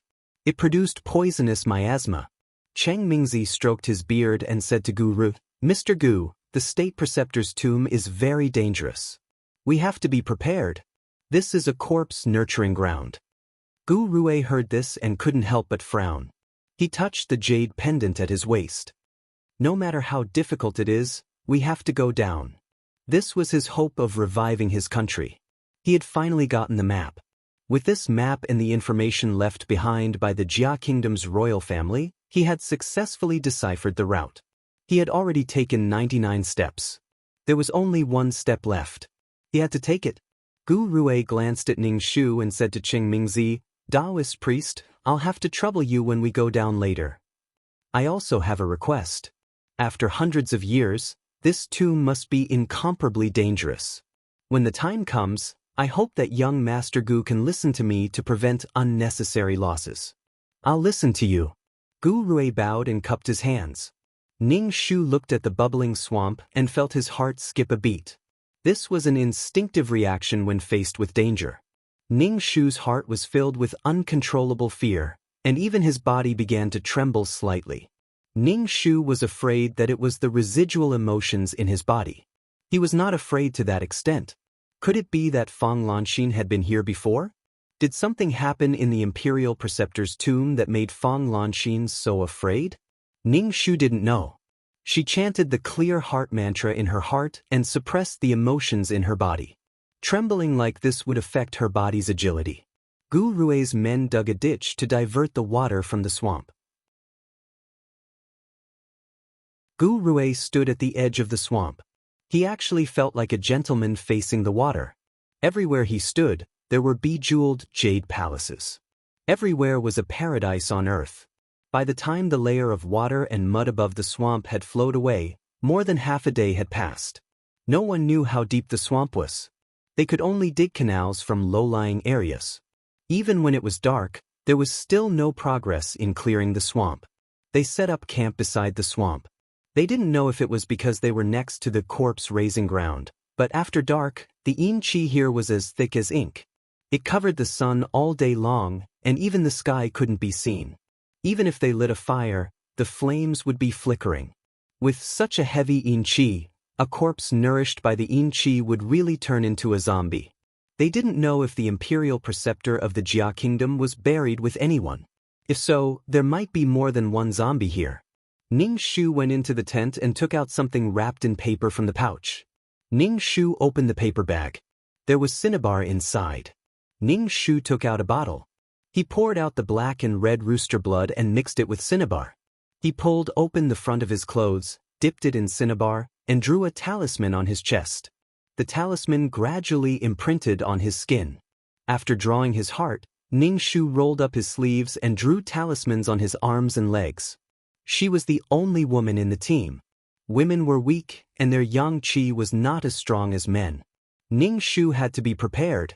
The yin qi was so heavy even before they entered the tomb. He couldn't imagine what it would be like inside. There was a voice in Ning Shu's heart telling him not to go in, not to go in.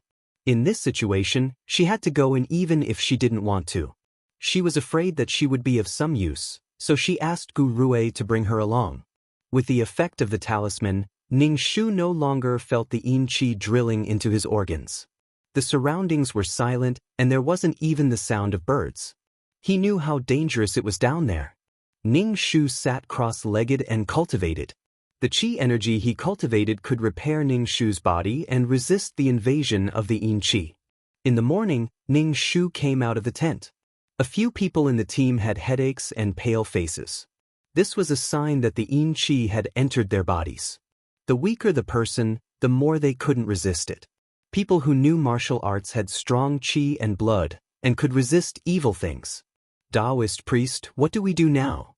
Gu Rui couldn't help but frown and ask Cheng Mingzi.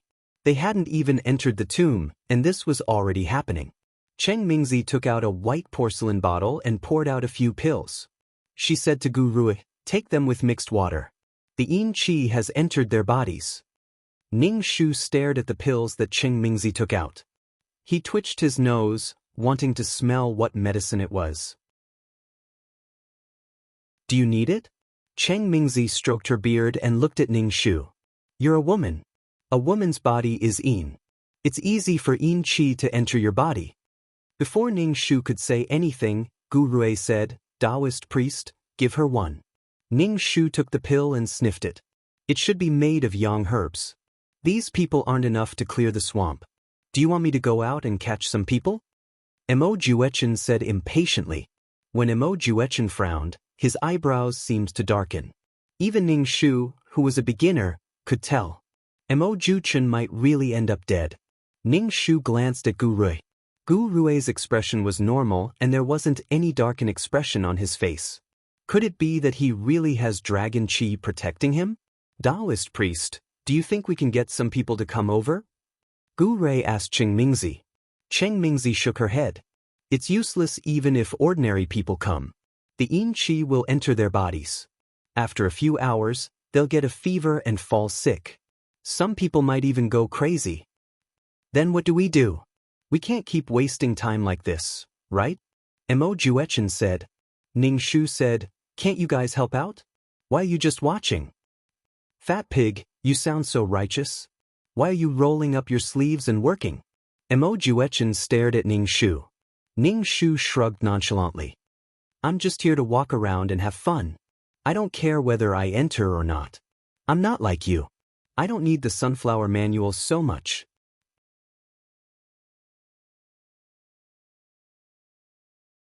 Chapter 1082. The progress of digging the grave was slow, and ordinary people could not help. Gu Rui, who was calm, and Emo Juechen, who was cursing, rolled up their sleeves to help. Ning Shu stayed in the tent to cultivate. It did not matter to her when they entered the tomb. Every minute she cultivated now would increase her chances of survival after entering the tomb. It took a lot of time to deal with the mud in the swamp, and some people fell sick on the way. It was hard not to fall sick under the erosion of the qi. Ning Shu saw this scene and her heart beat faster. They had not entered the tomb yet, and she did not know what would happen when they entered the tomb. Ning Shu became more and more frightened at the thought of entering the tomb. Her hair stood on end. It must be very dangerous down there. Ning Shu took a deep breath and continued to cultivate. Occasionally, she would go to the swamp to see if there were any herbs. Ning Shu was a little worried that the powder she made before was not enough. She did not have any magic weapons that could expel evil spirits. It was just an ordinary dagger. Ning Shu thought about it and mixed the red cinnabar and male blood to draw a charm on the dagger. This dagger could be used to eliminate some evil spirits that were not so powerful. Ning Shu tied the dagger to her leg. If anything happened, she could bend over and pull out the dagger. Although there were medicine, poison, and talismans, Ning Shu still felt uneasy. Ning Shu did not want to enter the tomb. She wanted to leave secretly, but Gu Rui sent 3 people to follow her. As long as she left the swamp, they would send people to guard her. They said that they were protecting her, and that it was too dangerous here. She should not run around. Ning Shu stared at the palms of these people. There were calluses on the palms of their hands. It was obvious that they were people with high martial arts skills. Ning Shu kept thinking in her heart. Should she leave or enter the tomb? Should she take the risk or save her life? Ning Shu found that when there was no plot, she was really restricted. Because she did not have the golden finger of a prophet, she could not understand the people around her in a short time. In the past, she had the perspective of a god.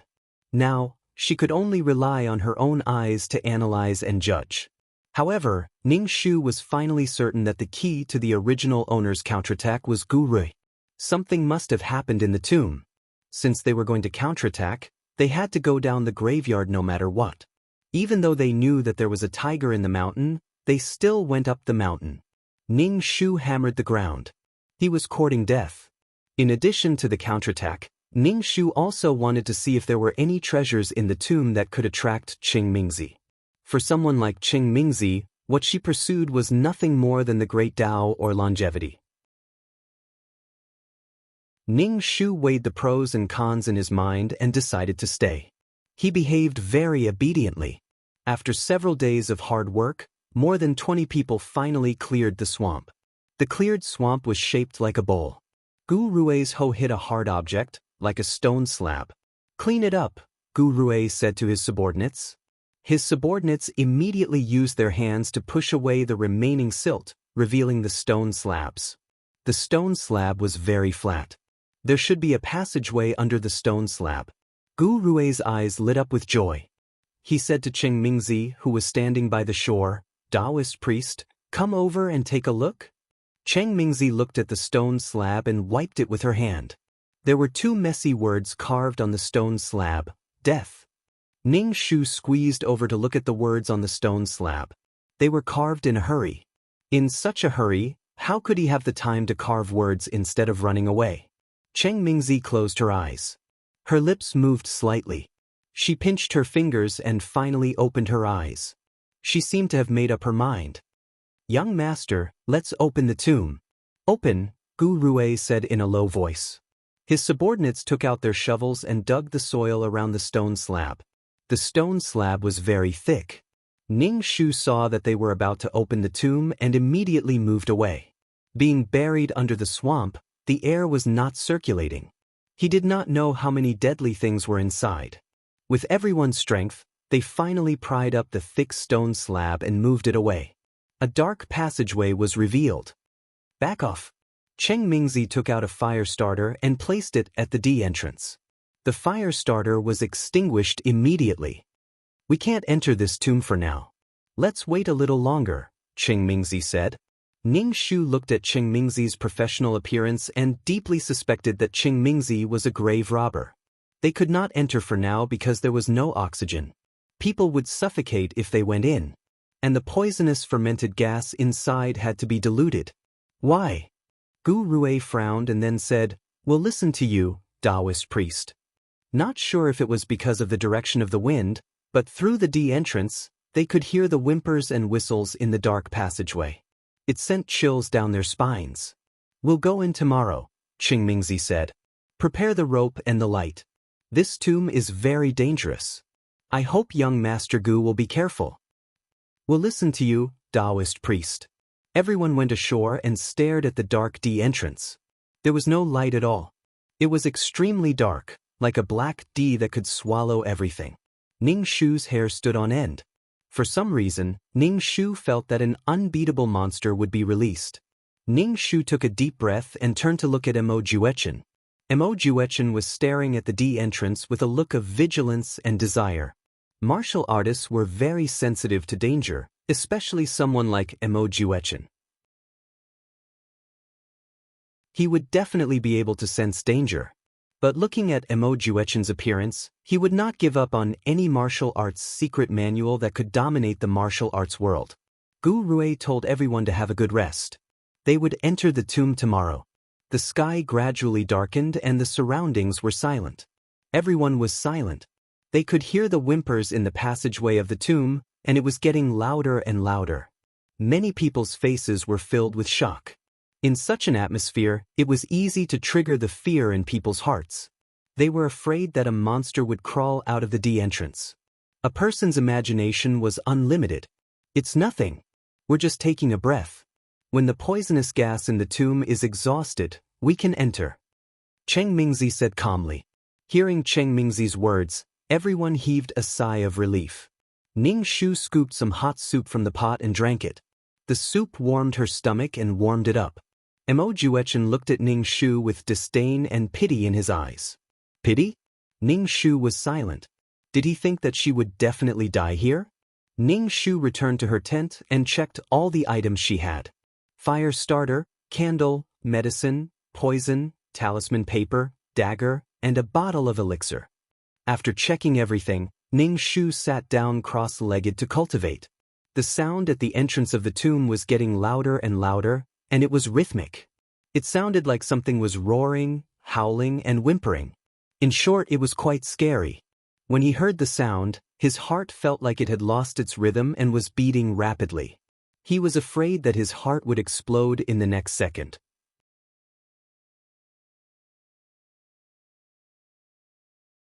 Chapter 1083.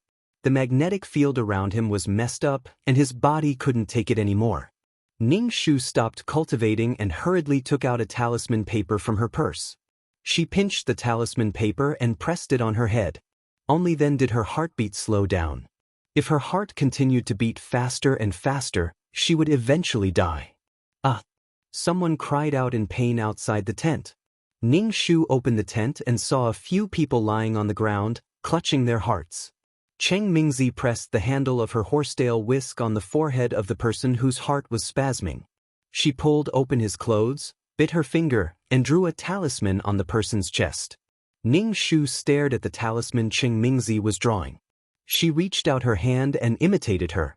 She had never seen this talisman before. With Cheng Mingzi's help, the person breathed heavily and calmed down. Ning Shu walked closer and stared at the person's chest. She looked at the talisman and even imitated it. This talisman was filled with spiritual energy, and it only relied on Cheng Mingzi's blood. She had to learn it. After all, it was the modern era when she became a Maoshan Taoist.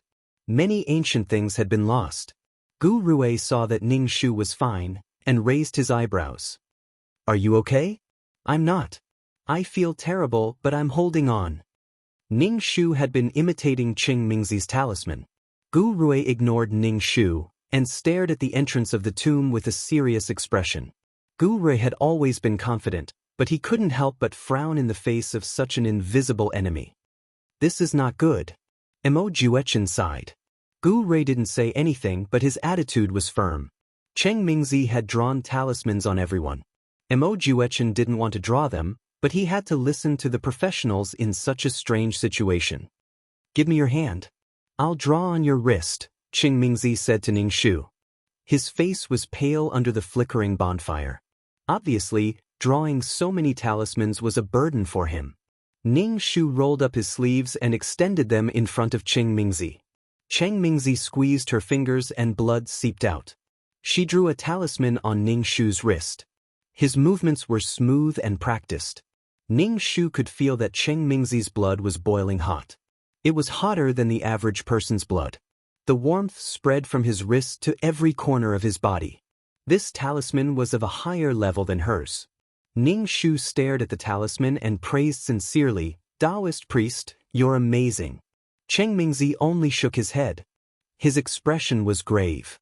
He had not even entered the tomb, but he had already exhausted his energy. Ning Shu gave Cheng Mingzi a pill. "Taoist priest, this is to replenish your qi and blood. Try it." She had secretly made this pill. It was only made with some ordinary materials. It could not be compared to the spiritual herbs in the cultivation world. Cheng Mingzi did not care at first, but when she saw the pill in Ning Shu's hand, she was stunned. She quickly snatched the thing in Ning Shu's hand and sniffed it. "Where did you get this?" Cheng Mingzi asked Ning Shu. Even Gu Rui and Mo Juechen stared at Ning Shu. "My father gave it to me. My father said that he sought it from a wandering expert. I heard that it can cure illnesses. You should eat it." Ning Shu was the type of person who would not do anything for no reason. She had her eyes on Cheng Mingzi's amulet. "This is good stuff." Cheng Mingzi took the pill. After 15 minutes, Cheng Mingzi's face was no longer as pale. "Do you have more of this?" Cheng Mingzi asked Ning Shu while waving her horsetail whisk. Ning Shu took out a porcelain bottle and said, "I have 2 more. Taoist priest, do you want them? I can give them to you." Cheng Mingzi wanted them. He stroked his beard. "I can't accept such things. Taoist priest, teach me how to draw talismans. How about exchanging these 2 pills?" Ning Shu said as he shook the bottle. Cheng Mingzi thought for a moment. "These talismans are very complicated. It's not something that can be learned in a day or 2. How about this, I'll give you this book." Cheng Mingzi took out a book from her cloth bag. It looked very old. Ning Shu quickly grabbed the book and flipped it open. It was all kinds of talismans. Ning Shu smiled and said, "Thank you, Taoist priest.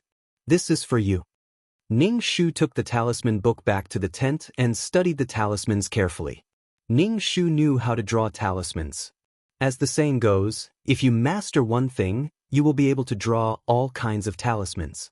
These talismans were more complicated than the ones Ning Shu had in modern times. The ones in modern times were all simplified versions. Although the power of the complicated talismans was great, it was also very taxing on the body. Ning Shu took out a cinnabar brush and tried to draw one. However, it was very difficult to draw at the beginning. Once he stopped, the talisman would fail. Ning Shu kept practicing until the qi gene in his dantian ran out. Ning Shu stopped practicing and began to cultivate. This body had been improved by the qi gene. His foundation was much better. It was not like before when he was unable to absorb spirit qi. After cultivating for a while, Ning Shu began to draw talismans again. Ning Shu practiced defensive talismans. Because he was going to enter the tomb, he did not know what was inside. It was best to have powerful offensive talismans. As he practiced, Ning Shu's talismans became smoother and smoother. He succeeded in drawing a few. Ning Shu kept the talismans. White light appeared in the sky. It was dawn. Ning Shu practiced talismans the whole night. Ning Shu had memorized all the talismans that she hadn't been able to draw. After adding so many wisdom points, it was finally useful. He could memorize the contents of the book clearly. Ning Shu kept the talisman book. This was considered a gain this time. He had gained something before entering the tomb. It was a good sign. Ning Shu was quite happy. Ning Shu came out of the tent and saw Gu Rui standing not far from her tent. Gu Rui's back was facing the tent as he stared at the tomb entrance. Ning Shu pretended not to see Gu Rui and went to find Xing Mingzi. Lan Xen. Gu Rui stopped Ning Shu. Ning Shu turned and stared at Gu Rui expressionlessly. What is it?